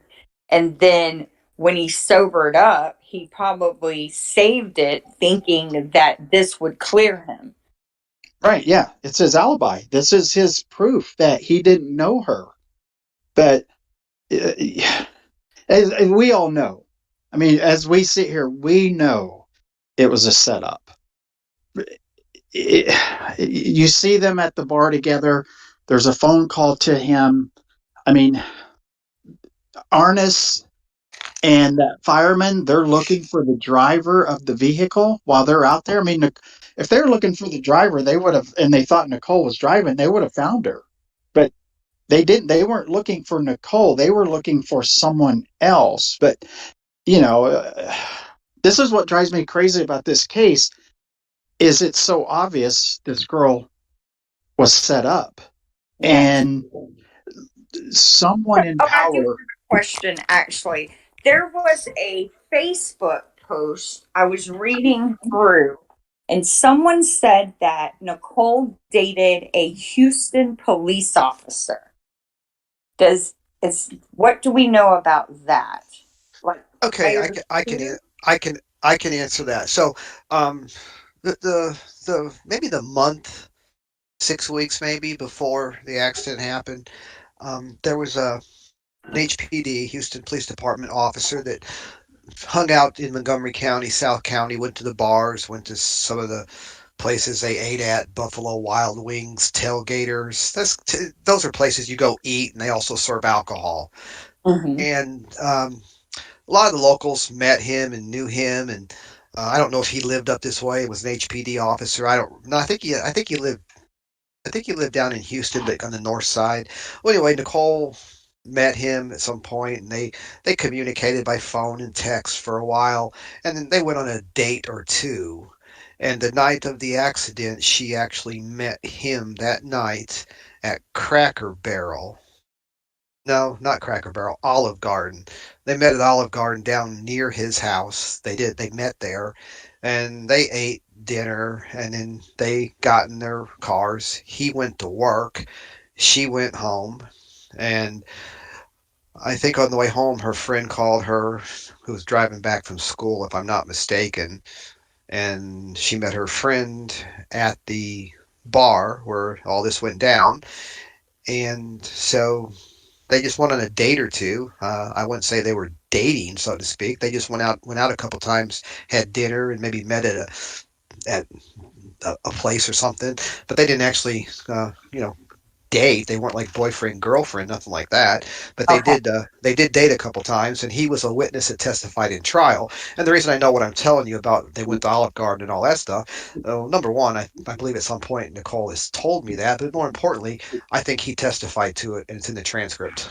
Okay, I was just curious because somebody had mentioned it, implying maybe that she was set up because of an interaction with a police officer. So we can just ignore that.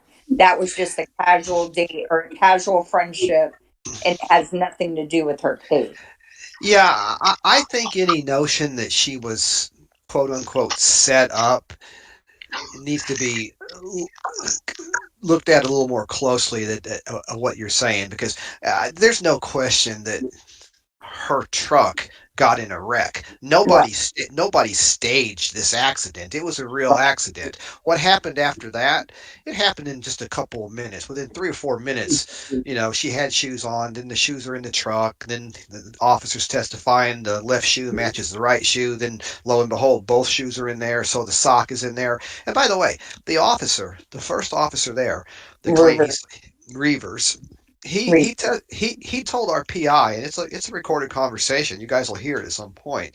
He told her that she had both socks on and a shoe, and he also said that he remembers that she had her left sock on because it was bloody, and that's how he knew she had a foot injury to her left foot. The state, after the writ was filed, they also submitted let me read this to you. This is a piece of. This is a Brady notice that the state sent to us. Let me get this. Okay, this is a Brady disclosure they made when the writ was filed. Okay, here's what it says. I'll just read it to you. State's notice of potential Brady information. On October 11th, 2017, in the undersigned prosecutor's office, Officer Jake Reavers of the Shenandoah Police Department told the undersigned prosecutor and Prosecutor Andrew James that when Reavers first noticed that Nicole Baukus was missing a shoe, to the best of Reavers' memory, Baukus had a sock on her left foot.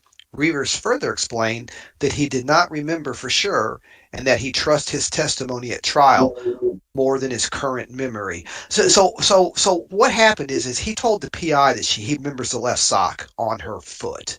It was bleeding. He went and told the DA that too, but they couldn't live with that. So they had to get the caveat in there that, well, I don't remember for sure. I remember it, but I'm not sure.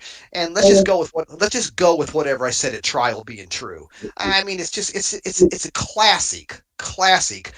Let's twist the story here and make it fit what we want it to fit.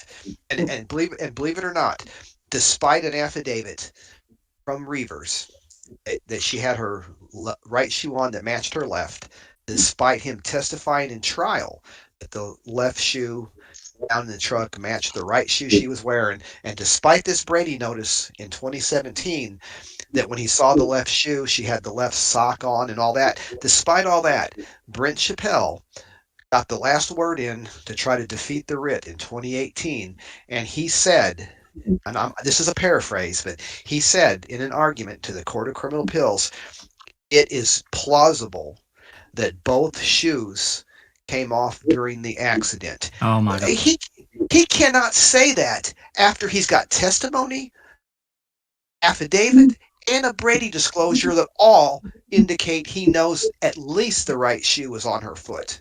And video.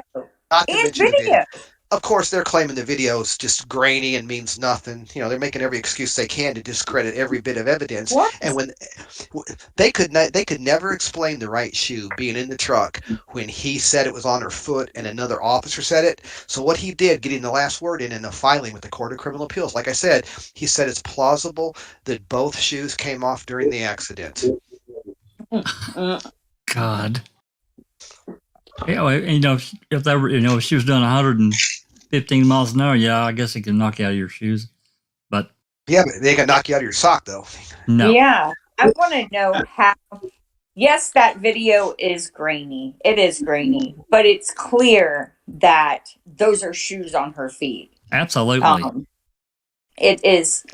Even because what's interesting, if you type in Nicole, because I try and watch, I watch like how things come up on Google. So if you type in Nicole Baukus, just her name, into Google, the first two videos that appear now are a KHOU, which I believe from when I lived there is a local news channel, KHOW.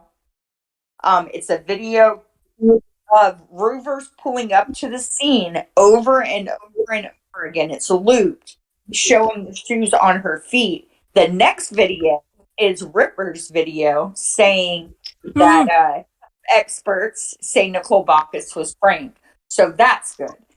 But it's I don't see how, yes, it is a grainy video, but I don't see how anyone cannot see that she has those shoes on her feet. The same shoes that are on her feet in the grainy bar video. They want to pristine, they want to come up and say, well, it's not a pristine video. You can't tell for sure. Well, I can look at it. I can't see that well, but I can tell that she's got shoes on her feet. There's no doubt. Yeah. Okay. To answer your question, how can they say that? It's because the only people that say that are the people that want her to stay in prison. The prosecutors, the police officers, the family of the deceased, and all of their friends. Those are the people that say it's not shoes. Okay? Everybody else that looks at it says clearly it's shoes. We know one thing for sure. We know one thing absolutely for sure. If you believe the officer's testimony and another officer's report that she had her right shoe on, if you believe that, then you know that video, at a minimum, she has her right shoe on. So if the 2 feet look the same and you know she's got her right shoe on, then guess what? She's got a left shoe on. But more importantly, and I don't think you have this, I don't know if Jack has this or not, there are 2 experts. One did an illumination study, and out of, I think, something like 80 frames, 78 definitively showed by illumination values that what she's got on her right foot is the same illumination value as that on the left foot, and it also matches what she had on when she left the bar. The second one is from a video expert, Al Yanovich, who prosecution has used. He's a famous expert. He said that she, to a reasonable degree of scientific certainty, that she is not barefoot on either foot. Yeah, we don't have those videos yet. Yeah, they're not videos; they're affidavits. Oh, okay, okay. So that's good, because that's as clear as you can get scientifically in a court of law. I've learned that. Also, I wanted to dadgummit, I lost my thought. Roovers. So when did Roovers leave Montgomery County, or Roovers leave Montgomery County and go to Shenandoah? Okay, I'll give you a little bit of information on Jacob Reavers. He's from, I believe, Minnesota. He came down here. He got a couple jobs. Well, he got turned down for a few jobs at different places.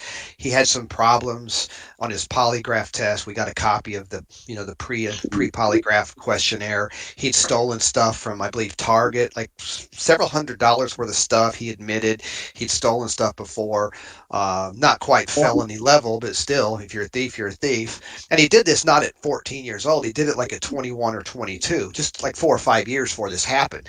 Well, Montgomery County Sheriff's Office eventually hired him after 2 or 3 other agencies would not. And I think he also got in trouble at one agency down in Houston or something for falling asleep on the job. But anyway, so he was hired by Montgomery County Sheriff's Office. He was working as a jailer. He wasn't really a patrol officer. He was driving home. He got the dispatch. He was on the way home from working at the jail, and he pulled over. His first one there, and everything else happens the way it did.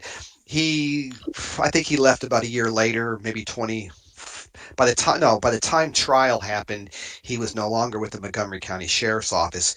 He was a Shenandoah patrol officer during trial.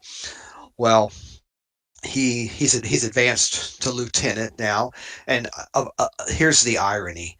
That's scary. He is the person who handles and is in charge of internal affairs at Shenandoah Police Department. Oh my God, that's scary. It's so scary. And the police chief will not take a complaint against him. Refuses to take a complaint. When I called to ask him, I called to speak to internal affairs. I want to complain about an officer. I asked who's in charge of internal affairs. They told me Lieutenant Reavers. I said, well, that's a problem because my complaint's about him. So who else can I go to? They told me to go to the chief. I left a message. Never heard back, left another message, never heard back. Finally, after about 2 or 3 weeks, I got the guy, and he already knew what the case was about, even though I didn't tell him, which means he was asking questions and figured it out. And we set up a meeting for me to present everything of why Reavers should be terminated and maybe prosecuted or whatever. We had a meeting set up for March of last year. Day before the meeting, I get a text or an email or something saying that the city attorney told him not to. I was busy, got back with him, said, you got bad advice. We need to meet. I'm going to file a complaint. Well, the city attorney sent me a letter telling me that we're not going to take a complaint. The DA's already investigated this, took the complaint, nothing happened. Well, I never filed a complaint. Nobody did that I know of. Well, they're refusing to take a complaint against Jacob Reavers and investigate him, and that goes against their policy that says they shall investigate all complaints. So then I emailed the mayor and the city council members to let them know that the police chief and the city attorney are not doing their job, not taking a complaint. I've emailed them twice. Of the 5 city council members and the mayor, not one person has responded to my emails. I'm curious, in the state of Texas, if, not going federal, but the entity that would investigate a local department, is that the Texas Rangers or Mounties, or what, Rangers, I guess? Oh, what the policy says for Shenandoah PD, complaints go to the internal affairs, and then they can assign it to somebody.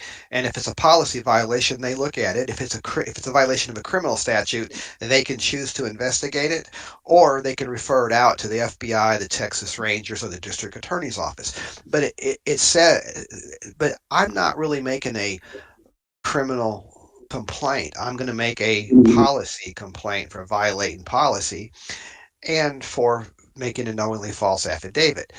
Here's the bottom line. The city attorney told me that the DA's already addressed this and they're not going to do anything. So they're clearly, in my opinion, it's obvious that they're colluding with the district attorney's office to make sure there's no investigation into Nicole's case by anybody.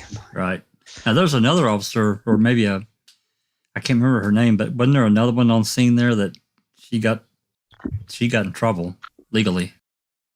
That was DPS Trooper Angela Fountain. Angela, yeah. She, I think in 2019, got charged and indicted for tampering with a government document. She pled guilty, took 2 years of probation, and as part of the deal, she had to give up her T-call, which is Texas Commission on Law Enforcement, which is her license to be a law enforcement officer.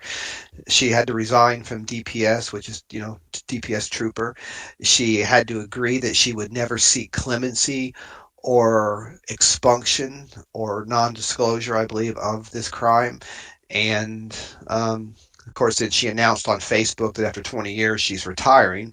Well, that's not exactly what happened. What happened is she's a convicted felon and she's not fit to be a police officer. I have asked the DA's office in Montgomery County to show me all the letters that they sent out, Brady letters, on Angela Fountain, because every case she's ever touched now may come under a scrutiny, whether or not there's corruption in it. Well, they've never sent a Brady letter out on Nicole's case on Angela Fountain. I would know. Okay, they've never sent one out, and I just don't think. And this is exactly the letters I'm asking for in that PIA I did. That they told me they want $140,000 to look for them. And you know what?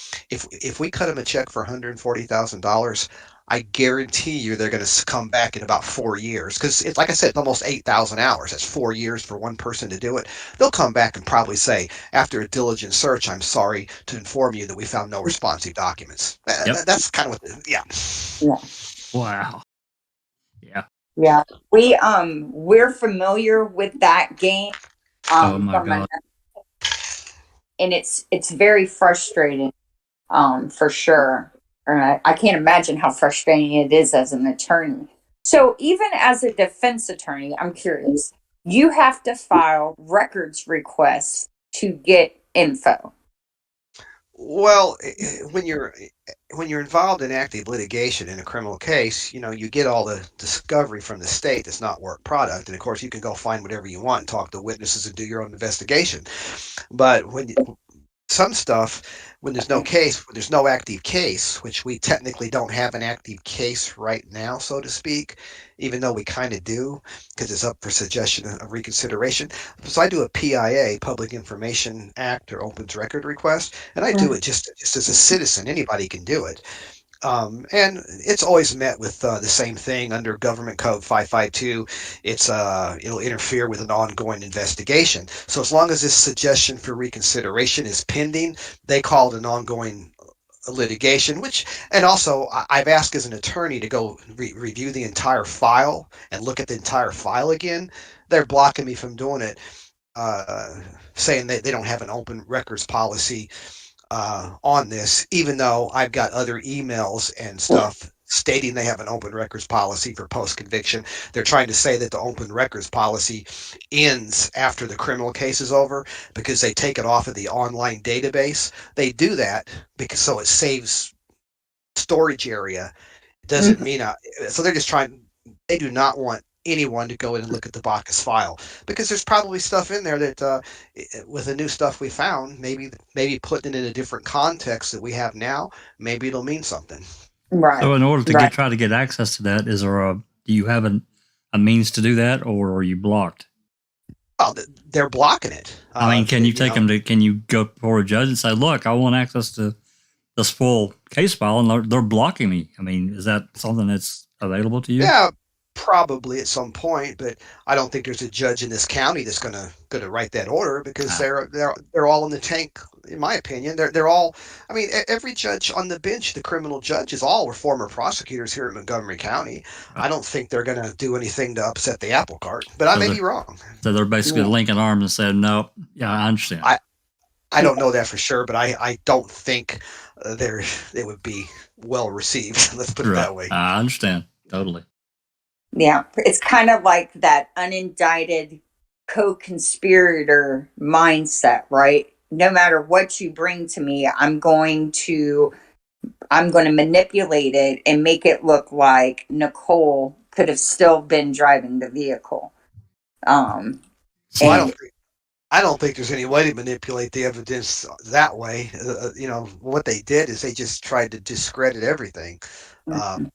I mean, I think the most telling thing of this whole case is they said to us, if you go get David Pearson, a crash reconstructionist for the Harris County Sheriff's Office, go get him, have him look at this case. If he says there's a problem with it and she wasn't driving and that the reasons the airbag didn't deploy and there's problems, if he says there's problems, then I'll get on board. I'll help you guys. This was Warren DeProm saying this, who's no longer worked at the DA's office. And once we got David Pearson, met with him, talked to him for a few hours, then we got a hold of Warren, got back, got them all together again, went over it again. David said she's wearing shoes. David said that she's got no injuries on her face, neck, head, arms, torso, consistent with airbag deployment. There's no makeup on the airbag. There's no evidence of her driving by injuries. Her injuries are consistent with being the passenger. The airbag would not deploy with someone her weight. The driver could have easily fled. This is a very survivable accident.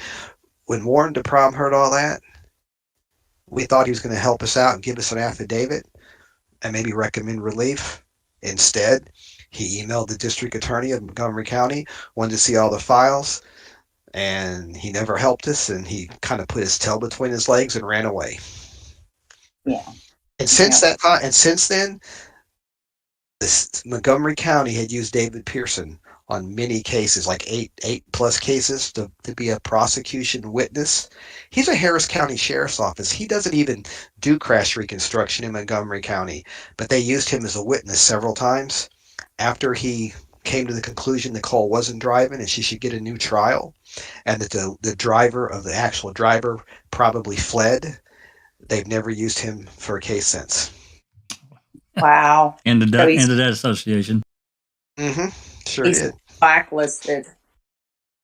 I remember hearing about a case. I'm sorry, go ahead. No, you go ahead. I was going to say, I remember hearing about a case. I think it's Ed Ates out of Harris County. Isn't that right? Ed Ates. He was wrongfully convicted.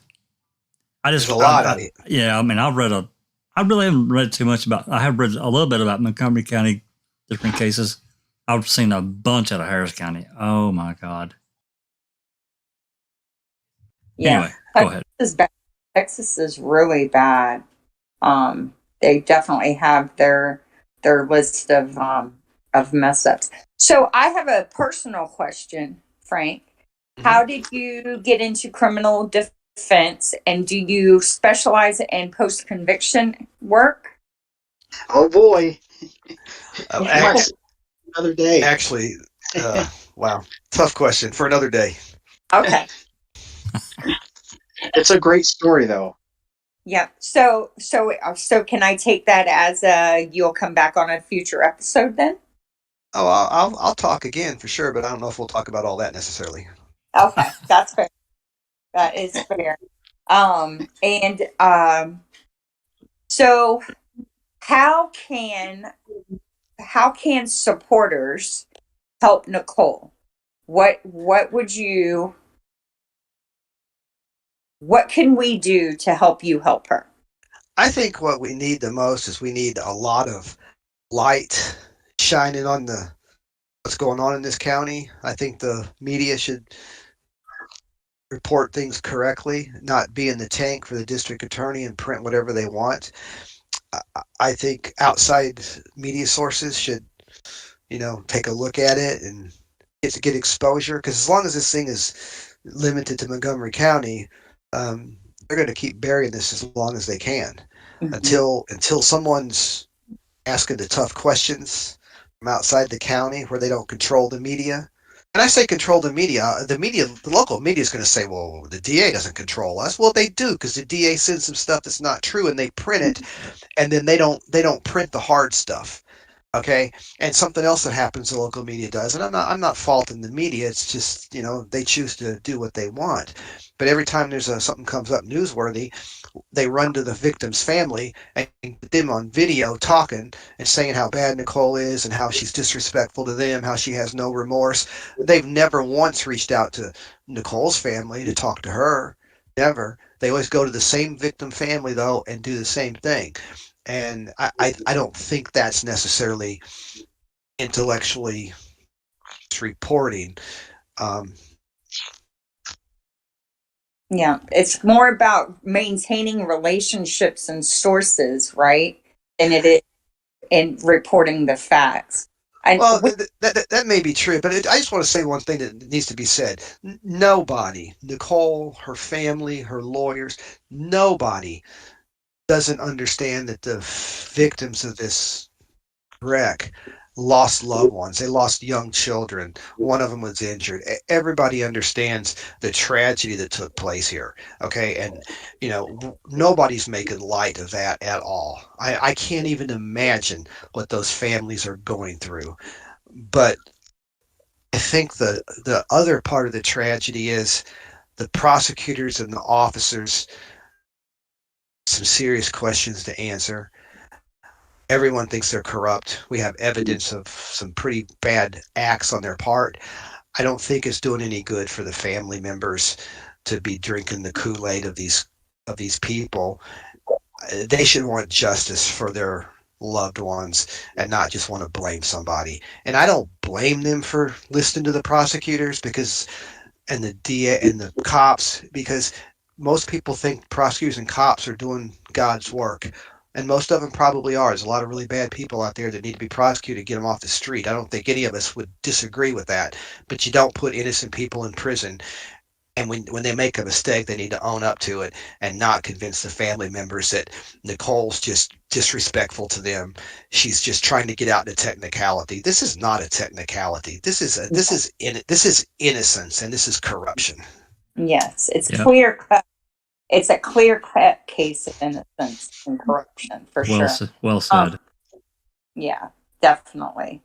So I pulled up Canvas Duran, and how do I find out what attorney? Real quick, because I've never been on this website before. It says the judicial officer is Kelly Case. Is that the judge? I don't know what website you're on and what case you're looking at. Okay, this is a felony possession case on the odyssey.mctx.org site. Okay, did you create a username and get a No. password sent to? Okay, No. you can create a username. It's public, and you can create a username, and they'll send you or create an account, register, and then you can log into the felony ones, and then you have access to see documents that are there.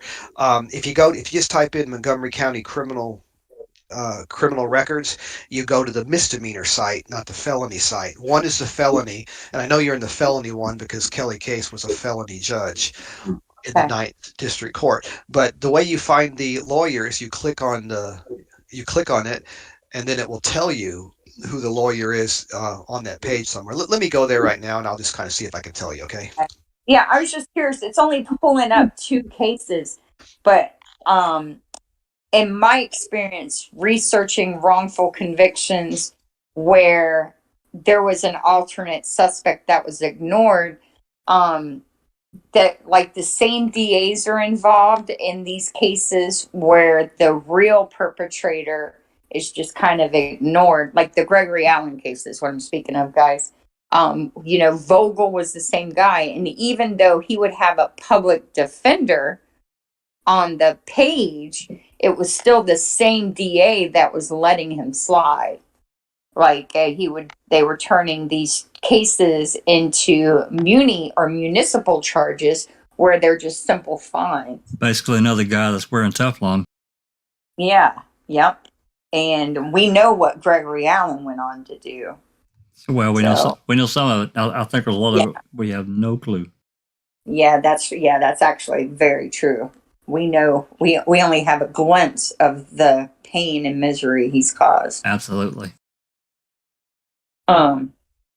Yeah, I don't think I'm on the right site to do that. Let's try Montgomery Court report. But yeah, is there any other questions? Is there any questions in the chat for Frank or out Nicole? I've been looking. I haven't really seen any questions. People are just, I think they're really finding this whole. Well, yeah. I mean, it's all really interesting because this is really pretty new for us. So we're just getting in. Yeah. He's been at it for a long time, and he's got a head full of knowledge, and we're just getting our foot in the door. I'm anxious to get. That's right. I didn't prepare for this. I found out you were doing this. I don't know, this morning. Right. I guess this morning. I've lived this every day for 8 or 9 years. So, I know this case inside and out. But I will tell you one thing: every time I go through and look at stuff, I look at the same thing over and over and over, and I still see stuff that the 20 times before I looked at it, somewhere along the line I learned a new piece of information, and then that thing I've seen 20 times now has a different meaning for me. Absolutely. So I keep going through things over and over and over, and I'll be the first to admit, when you all look at this stuff, you may find stuff that I didn't see, and I hope that's the case. And because I don't pretend to be the one that sees everything and no one's going to find anything, because there may be stuff here you guys might find something really important, and I certainly hope you do, and you're going to have the opportunity to do it. As soon as I get a few things behind me, I'm going to do a document dump, and you guys will be able to look at some of the stuff. It's all public information I'm going to give you, but I already have it, so don't go hunting it down and waste your time when I can provide it real easy and real quick. Right. Well, it's like, I'll just say this briefly. It's like the Avery Dassey case. I mean, I got involved in it, like at the end of 2015, and I've really had my nose in it ever since. And every time I read something, a document that I've read 10 times before, there have been times, it's like what you said, I see it differently now, and it rings another bell that I didn't think of before. Happens. Absolutely. And, I'll be honest about something. I watched that video that shows her wearing those 2 shoes. I must have watched that thing and listened to it and was trying to, do audio enhancements to hear what the people were saying exactly. I must have watched that thing 100 times before I ever saw that very important 2 seconds on the corner of that video. What 2 seconds? Which 2 seconds she talking about? The 2 or 3 seconds where you see her wearing 2 shoes. Oh, yeah, absolutely. I understand what you're saying now. It took you a minute. You know what I've noticed? I've noticed that you can read something several times or watch something several times and then receive another piece of information and then go back and read it again. And now that you have this and you put it with that, it opens up another How many, avenue, right? how many times have we done that? How many times have we done that? Not only Yeah. Christina, but, probably 40 or 50 people that really have dove into this stuff. Yeah. Like I hope yours gets a hold of it. And, just because the more of us that are looking at this, like Ripper was saying, the more eyes and more minds that are on this, the more perspectives, the more, it's just a better thing. It really is. Absolutely. And thank you, Nosy, for bringing this case to our attention, for sure. Yeah, thanks, Nosy, for another I'm sorry. Thank you, Nosy. Definitely. And I guess, does anybody have any other questions or anything? I guess we should probably get close to wrapping up. We've been on for a couple hours, right? Yeah, I just have a question. I have a question. The chat was so good.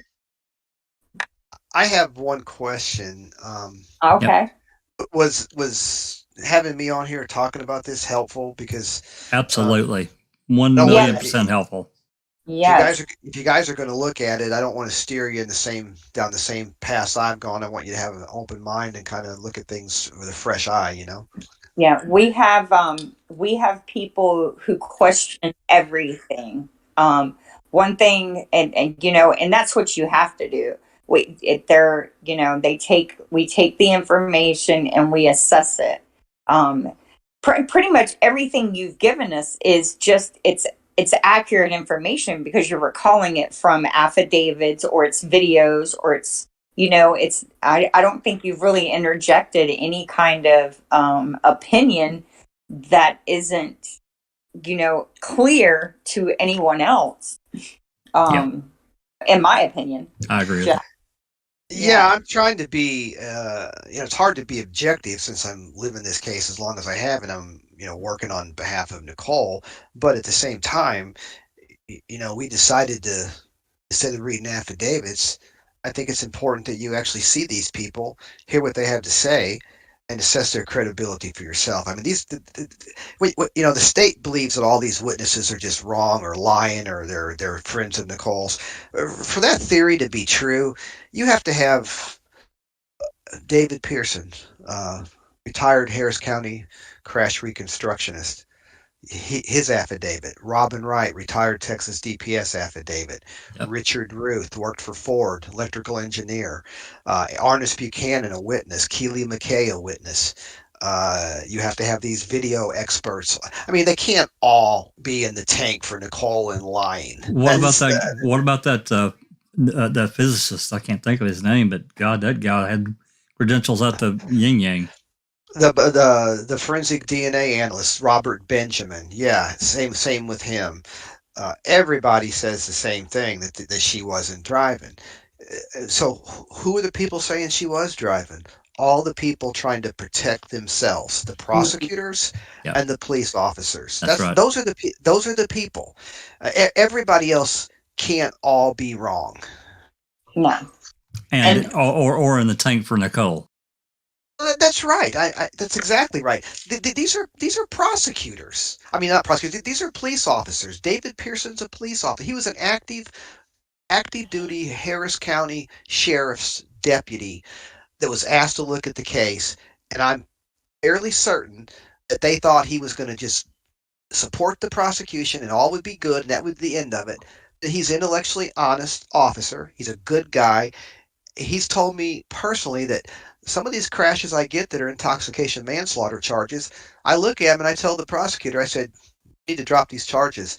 This might have been intoxicated, but it was the other person's fault for crossing the midline and doing the head-on collision. That would have happened whether they were drunk or not. Somebody ran out in front of them, or the tie rod or the control arm on the vehicle busted, and the tire and the car cross lanes from a mechanical malfunction. You can't prosecute people for those, because in Texas, intoxication manslaughter, it has a few elements. One, you have to be intoxicated.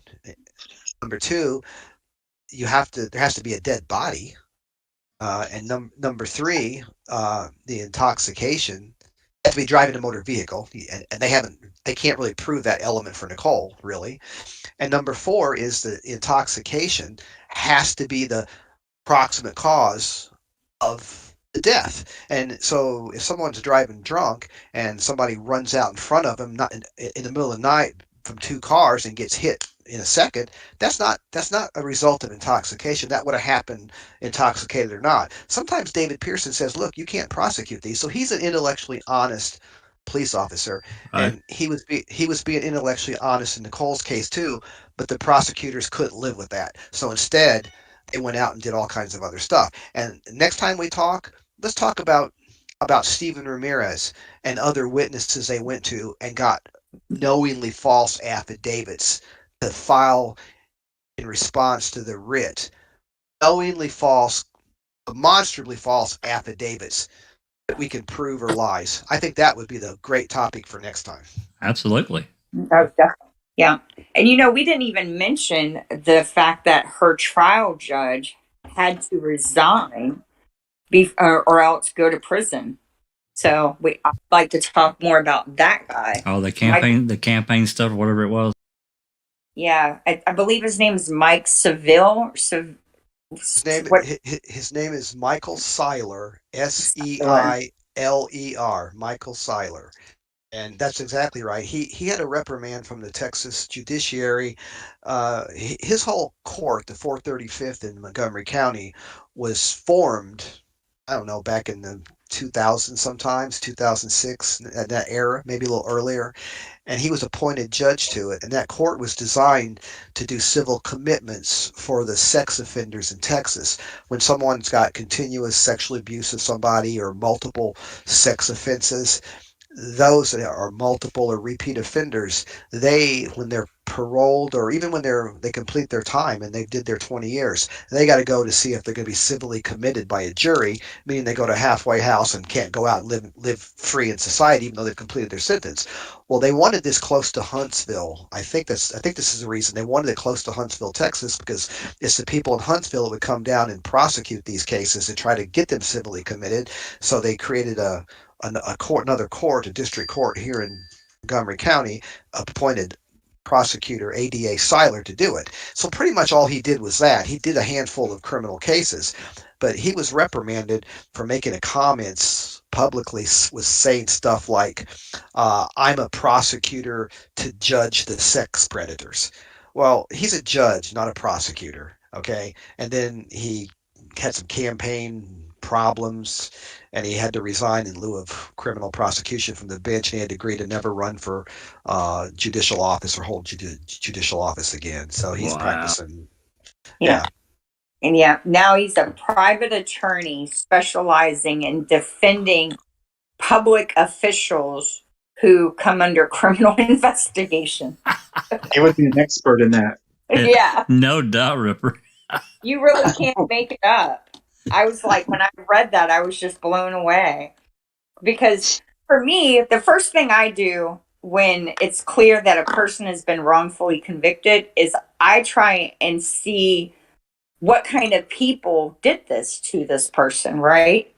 And so I looked and I saw that the judge had to resign. The DA has since moved. You've got a cop who went to jail who was on the scene, and she names Nicole as the driver at the scene. Angela Fountain does. And, and she had witnesses at the scene telling her someone else was driving, but yet they chose at the scene to name Nicole instead of saying the investigation is ongoing. We don't, they didn't have to name her at that time, right? No. So why would you do that? And in that clip, it also says that the DA's office, a representative from the DA's office, was en route So the DA knew about it at that time. Which to me, Yeah. that's kind of weird too. I think. Well, what happened is when the current elected DA Brett Ligon took office. Can you guys hear me? Okay. Yeah. Yeah. Okay, when Brett Ligon took office, I think shortly after that, they formed this DART, DA response team. They call it DART. Well, anyway, they have these people from the vehicular crimes section of the prosecutor's office on call to go out to these crime scenes, these wrecks that might be intoxication related. And what they do is they go out there and they kind of walk around, and I don't know what they do. I'm not there at these wrecks, but we got video, and I got this on video. This is hard to believe. There's a video where the news early that morning, while Nicole's truck is still out at the scene before they've towed it, there's a video of talking to a DPS trooper, and in the background you can see Nicole's truck. And on video, you see Warren DeProm, who's about 6'4", 6'5", maybe, tall guy. I know it's him because you can see the clothes he's wearing in the distance, and it matches the close-up pictures we have of what he's wearing that day. So it's 100% unequivocally Warren DeProm, one of the prosecutors in the case. He's actually on the driver's side of Nicole's truck.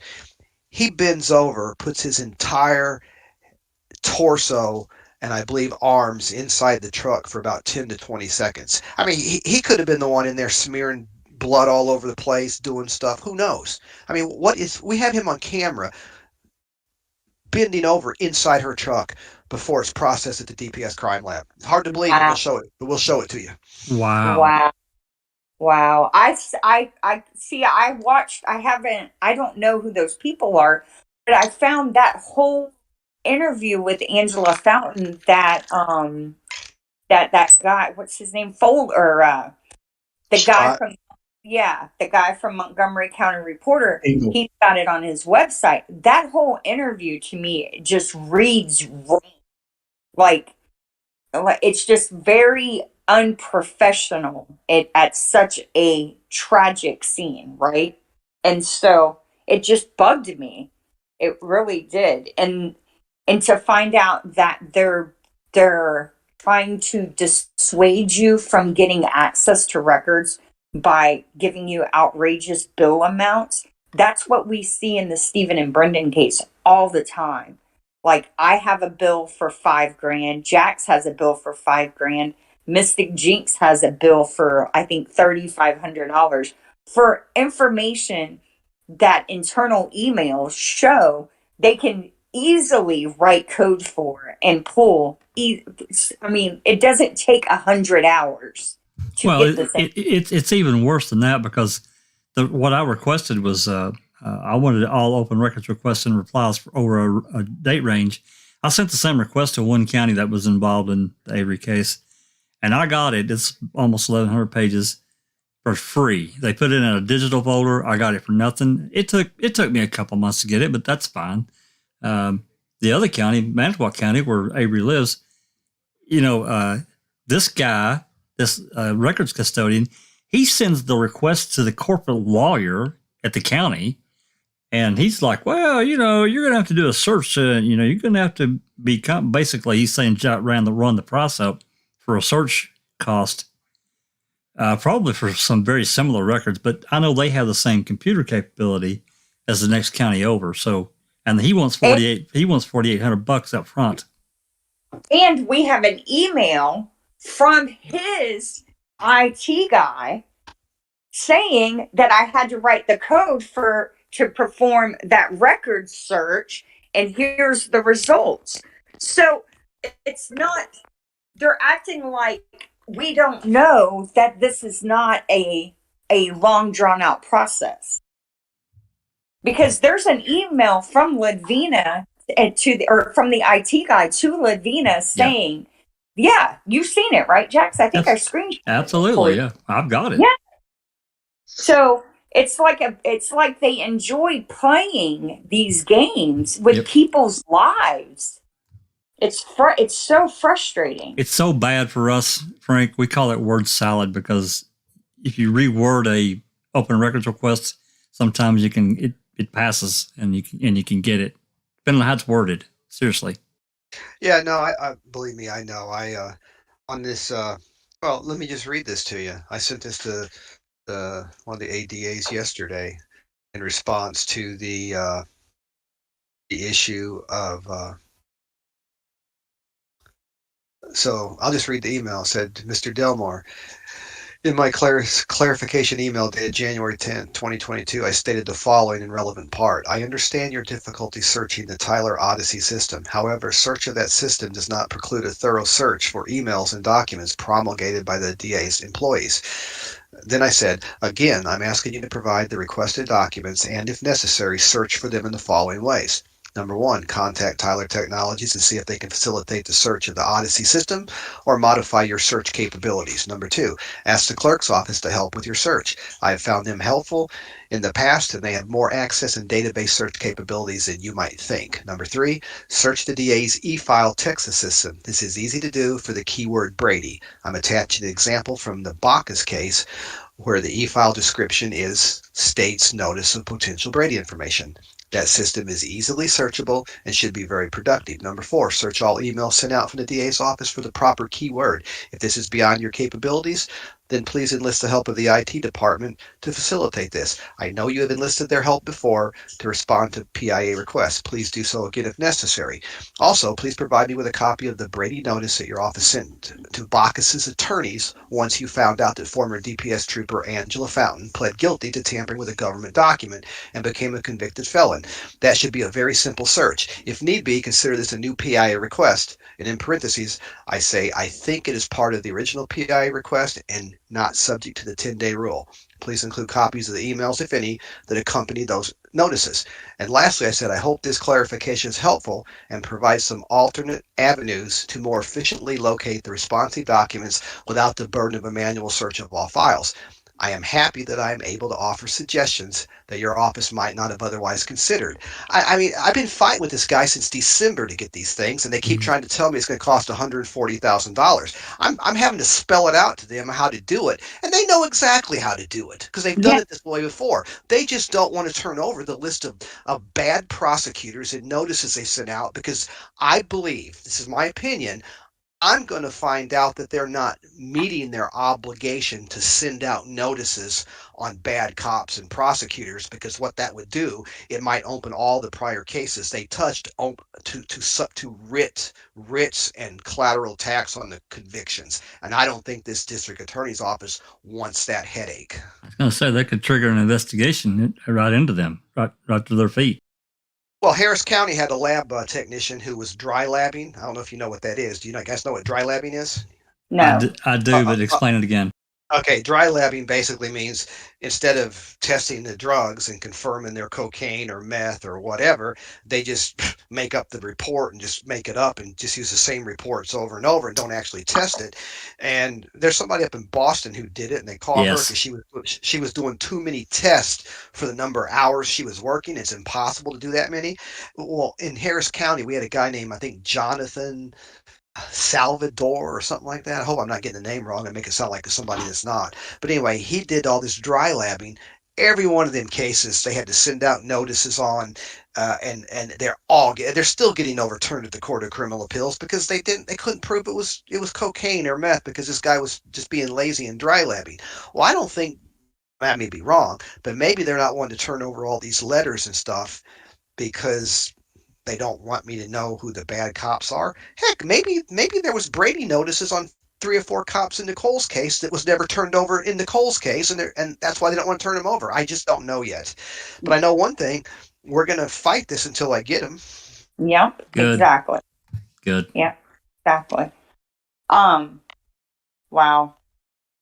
So yeah, that records request, that's basically what we do, is that we have to show them, and we're not legally educated, but we have to make these people realize that we're not going away, and we want what is by law allowed to be given to us. I'm an undergrad before River went. I'm nowhere. I'm getting there. I'm way down, but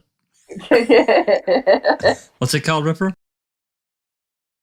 Well, I didn't hear the question because I was sitting here Well, it's not your Netflix degree. It's the Oh, I got my law degree from Google. There you go. Google. There you go.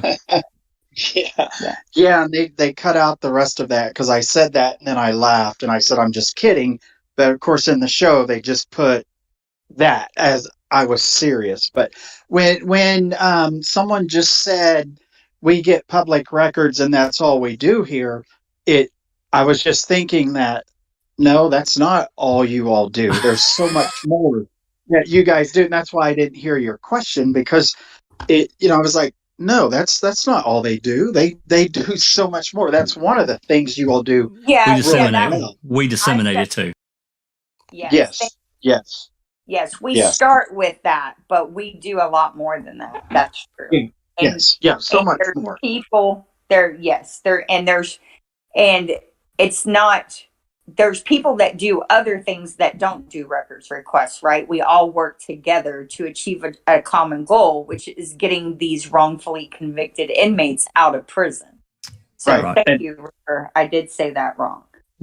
Yes, you did correctly. Yeah, and we need to get some more people, like TikTok Manitowoc. Although he's busy with the Bitcoin thing, I would love to have him involved in this case because he has a great following of people, and once he starts making noise, he's a pain in the butt. That's right. But there's some other people out there that I think could bring a lot to the table on this case. Rookie, yours, Yes. Jinx. Mystic Jinx is great at digging into people. And I think she would be amazing in this case because I feel like there's relationships that exist that aren't known that we don't see them yet. Yeah, we don't see them. That's right. And that's again, that's exactly why I said, is this this driver? What is this relationship that he wasn't put in kind of any kind of lineup for these witnesses to say, hey, that's the guy I saw in the truck. I mean, come on.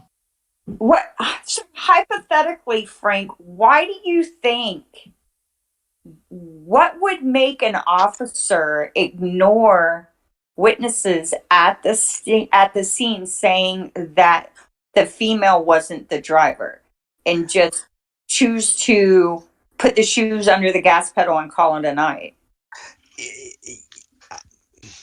I have my theories, but I'm guessing just like anybody else because I can't get in the head of a corrupt cop like that. My theory, and it doesn't mean I'm even remotely right, is they got there. He didn't secure the scene. You see people walking away, leaving. He didn't secure the scene, didn't talk to witnesses. And the second cop shows up. They're not doing their job the way they're supposed to be doing it. And they realize that, they were told by people that she wasn't the driver. They were told by her that she wasn't the driver. And I think they realized, oh, crap. And they needed a driver to prosecute because there's dead people. And rather than tell their bosses that, look, we screwed up. Yeah, we didn't do our job the way we should have. And the driver fled.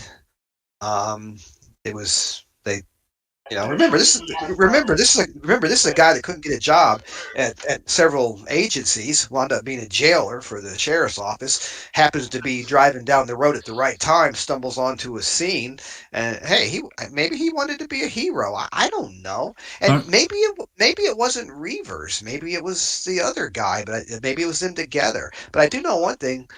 Why did he turn off his camera? That's what I was going to say. Why did he turn off his camera and microphone, just willy-nilly, bam.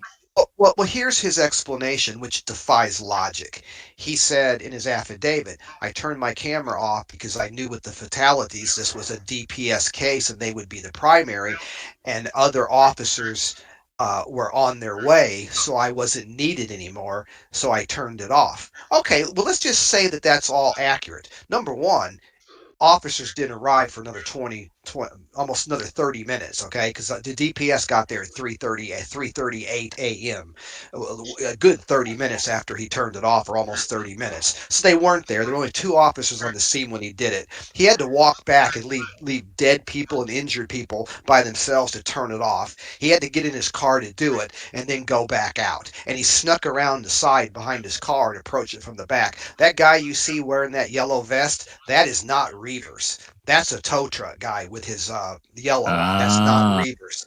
So if you thought that was Reavers, that's not right. You need to watch the whole video, which you haven't seen yet, and you can see what Reavers is wearing when he walks in front of the vehicle and gets out. So he turned it off, and his affidavit was false about why it happened. But more importantly, if he turned it off because DPS was coming and he thought his involvement was done, why did he stick around at the scene with the other cop there? They both left, I think, around 10:40 a.m. They stuck around for 6 or 7 hours, even though he said he was done. And another thing, about a month later, I think it was, he got reprimanded by his department because he responded to a domestic violence case, and he went and turned his camera off before he finished the call. He turned the camera off on that case too. So it's not like it was a one isolated incident. It's not like it was because there was a death involved. It was DPS. It wasn't because more officers were on the scene. What in the world happened on that case that he turned the camera off? He got in trouble for it on that one. Yeah, that's really is. And this guy's in a position of a real, oh my God. Yeah, he's now a lieutenant in charge of internal affairs. Is that what you said? That's exactly what I said. Infernal repairs, I call it.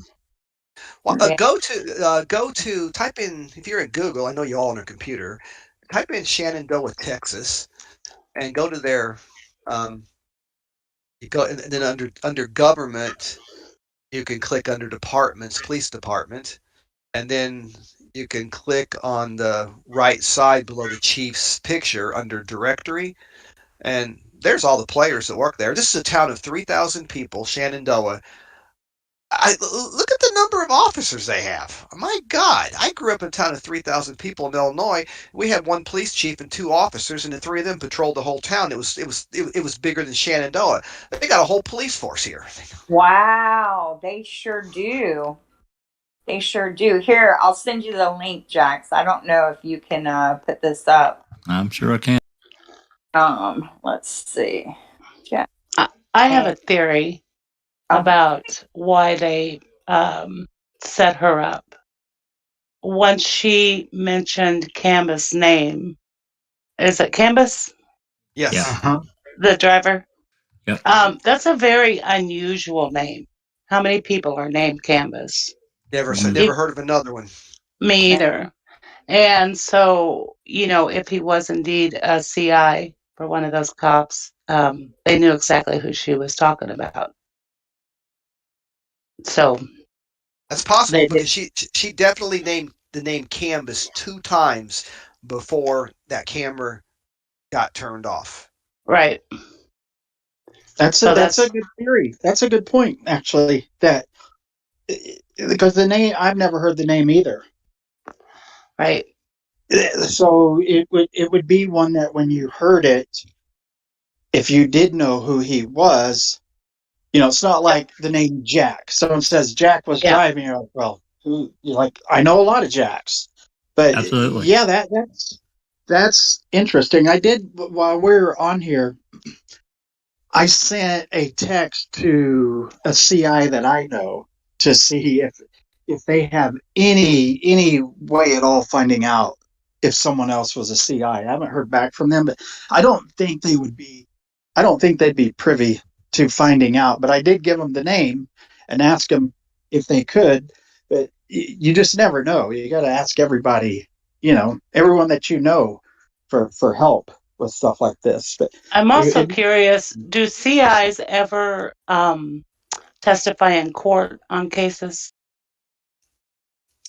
They try to keep them out, but sometimes they have to. I'm just thinking, look into those officers' cases, see if he ever testified or any of. A good example would be James Garretson. James Garretson testified in Joe Exotic's trial, and James was a CI. So, yeah, they absolutely do sometimes. Just for the record, I just did a quick down and dirty count. 26 officers on this force. And how many Jesus. people live in the city? How many residents? 3,000? I think Frank said 3,000. That's insane. Yeah, it's tiny. Where is Shenandoah again? Isn't it like West Houston? No. Shenandoah is it's just a little small place that's between Conroe and the Woodlands or Spring, Texas. It's north of Houston, about 20 miles, 15 miles north of Houston. It's in Montgomery County. I'm in Conroe right now, and it's probably about 6 miles south of me, maybe 7. Oh, you got a map up there.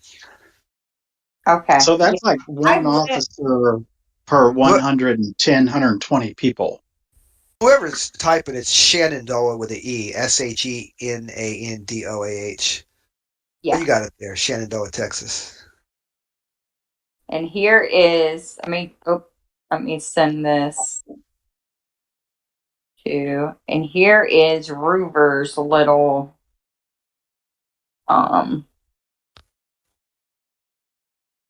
Reavers. I think it's Reavers. And yeah. before I forget, Frank, one of the things that I talked to you about in the beginning was the driver, and was he driving or not? But you made a good point to me in one of our calls that you said we don't have to prove Canvas was driving. We just need to prove Nicole wasn't the driver. Well, that's true for actual innocence, but for the purpose of this writ that we're still working on, is still alive and well with the suggestion, we don't have to even prove that she wasn't driving. We just have to prove that Mike McDougal was ineffective and put on the wrong defense, and they need to give her a new trial and make the state prove she's guilty, prove she was the driver, because they didn't do that.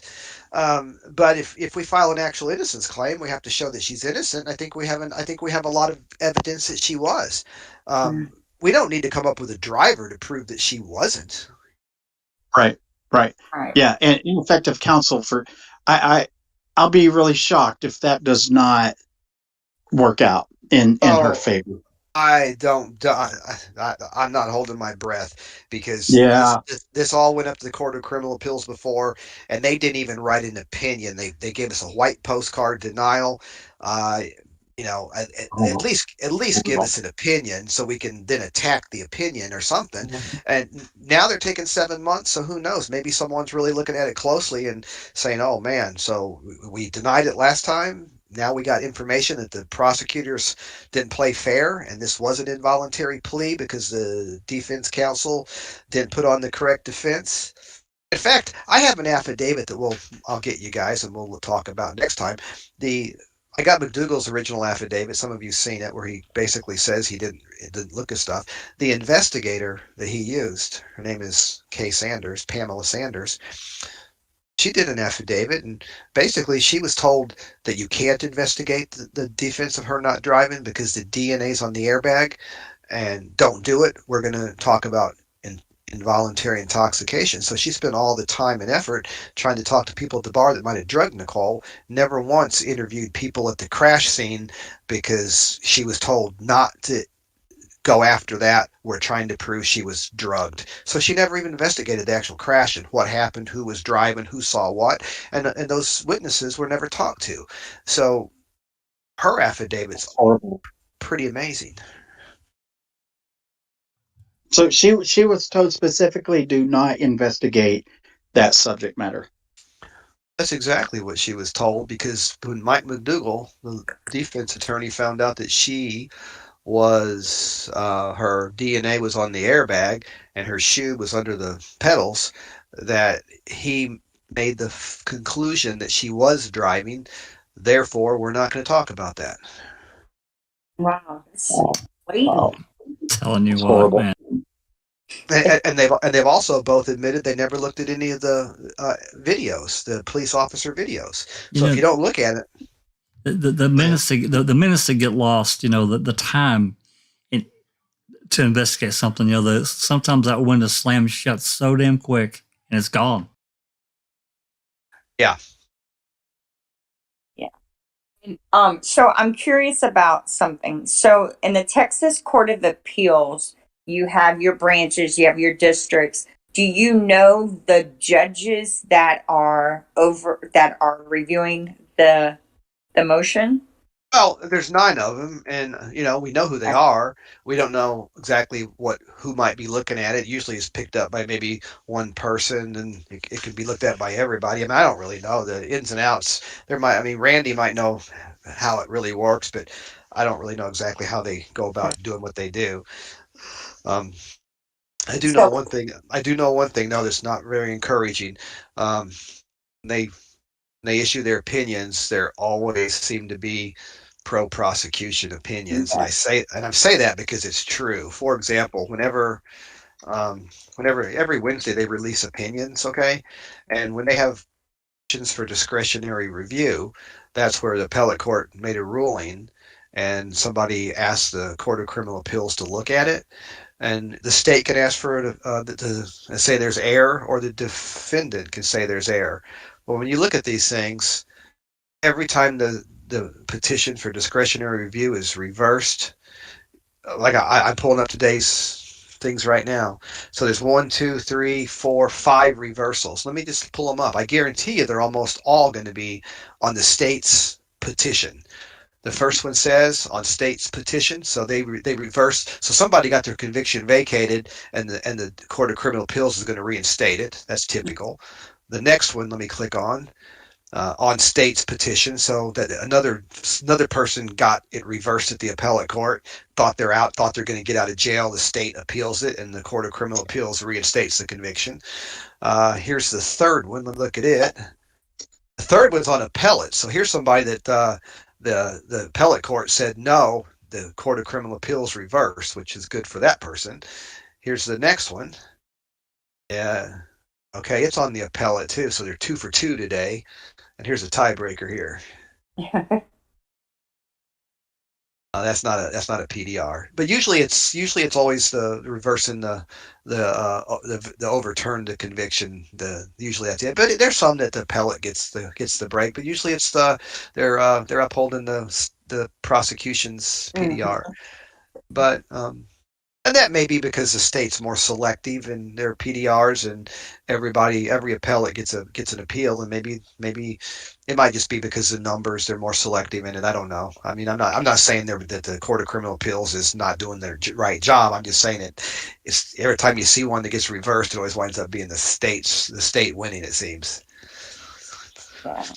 Well, I'm just taking a look at who the judges are, or the justices are. And it looks like they're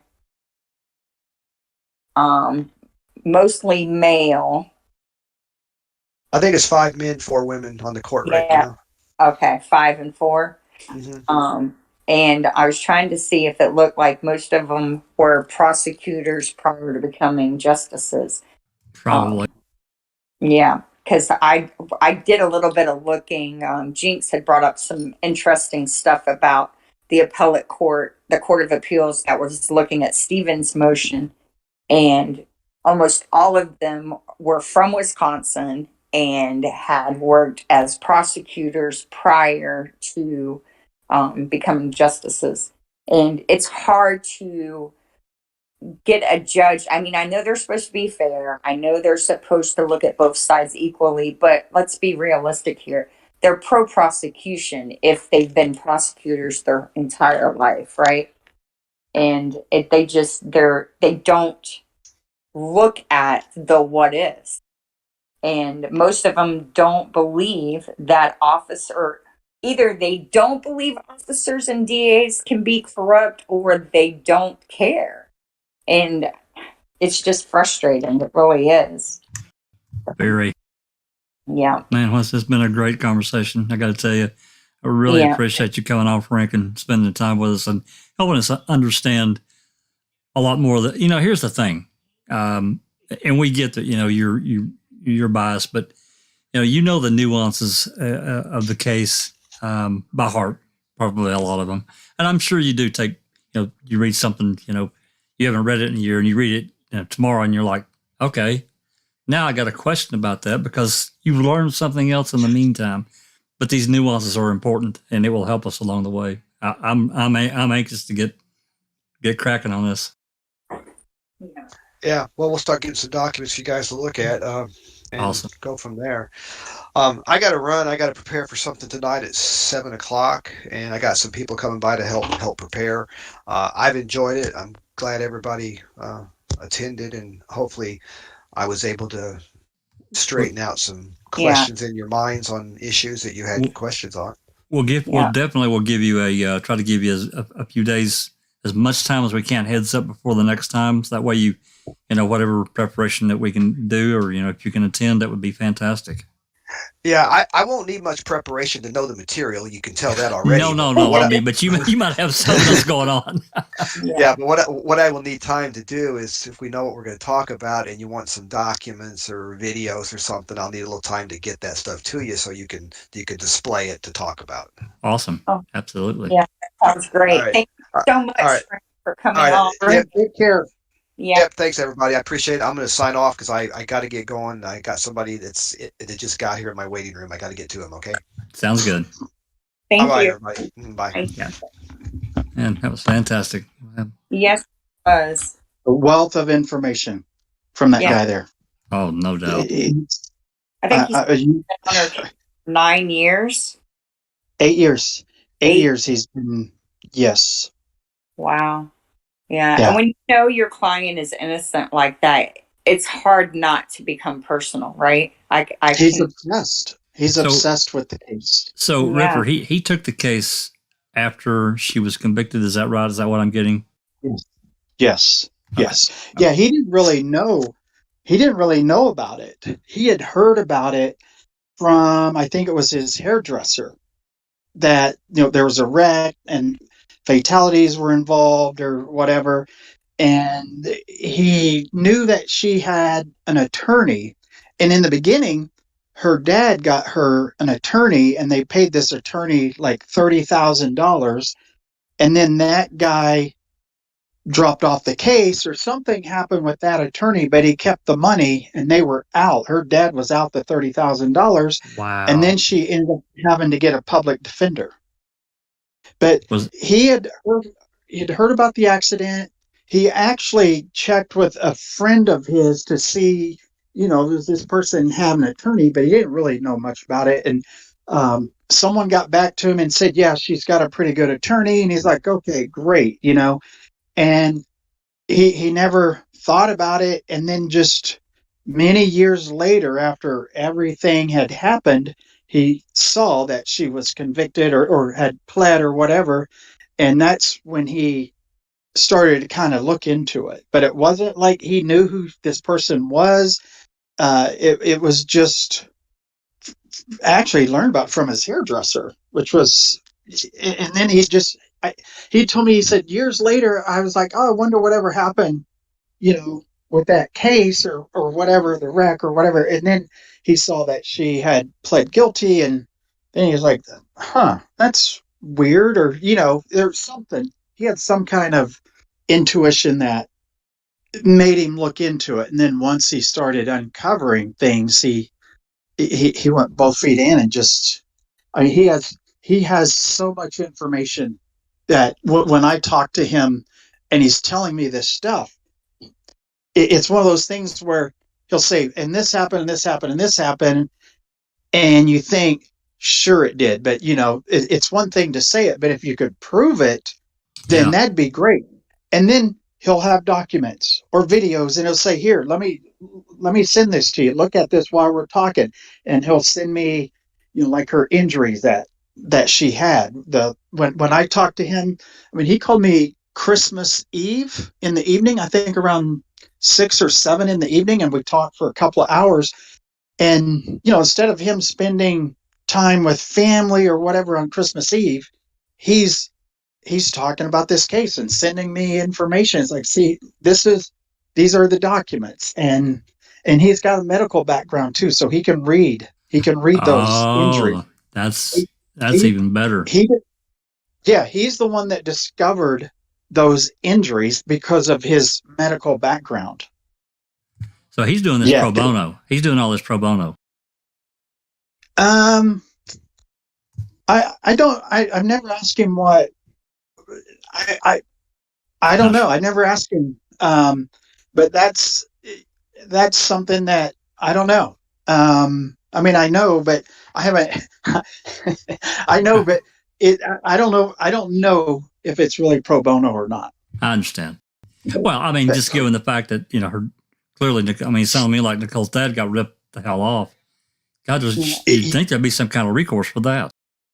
Oh, wow. Well, went to and her dad had a nice business in that town. And whenever all this stuff started coming out about, she was a drunk driver and all this stuff, it ruined his business. He lost all of his, all of his customers. Where did we hear that before? Where we heard that before? Right, the salvage fund, right? Yeah. But I think he had like an electrical business or something. I can't remember exactly. But the media, which I want to talk to you guys about this other media thing that I'm dealing with right now, and how we need to address this stuff. But I want to do it off the air. Okay. I don't want these people to see it coming when it happens. But her dad lost his company. I think he might have lost his house also. Her dad. I mean, they pretty much lost everything. Wow. So it's been horrific for not just Nicole, but her family also. And of course for the other families too, with the people that were killed. It's horrific for so many people, and putting the wrong person in prison just makes it even worse for everybody involved. Yeah, and definitely I want to make it clear, I feel terrible about the victims that night. Absolutely. Absolutely do. We want justice for them, but prosecuting an innocent woman is not justice. It's not. No. Nope. Not at all. It's just the opposite. She should not be. That's right. She is a victim just like they were. And the real person responsible is out there free and could do this again. That's why. And they may have. They may have done it. That's right. Exactly. And a person who's willing to let a woman do 38 years for something she didn't do has done other things wrong in their life, right? Because they have no conscience. No, they don't. And officers and DAs who allow an innocent woman to be prosecuted and convicted of that have also done other things that they shouldn't be doing the jobs that they're doing, because that's unethical. And that's what we just want justice. That's all. Yep. That's all.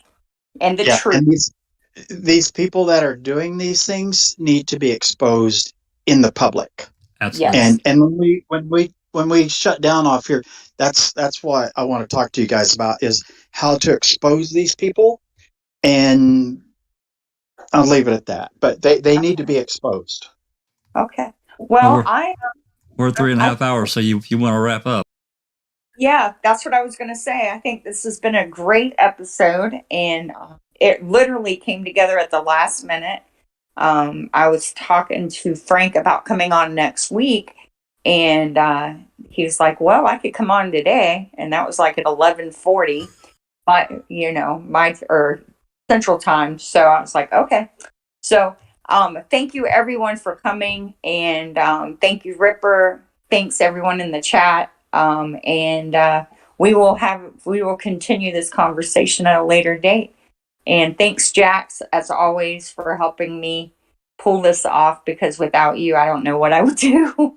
And that's the truth. It's all about team. Yeah, definitely. And soon we'll have the documents on the Foul Play website, and anyone who hears this podcast can go there and look at this information for yourself and see see what we're discussing and see how clear that video is. It's not near as grainy as the prosecution claims. You can clearly tell Nicole has shoes on her feet when the officer arrives, and you can clearly see from the evidence photos that they took that the shoes somehow get off her feet and wedged underneath the gas pedal. And that's the evidence they used to say she was driving.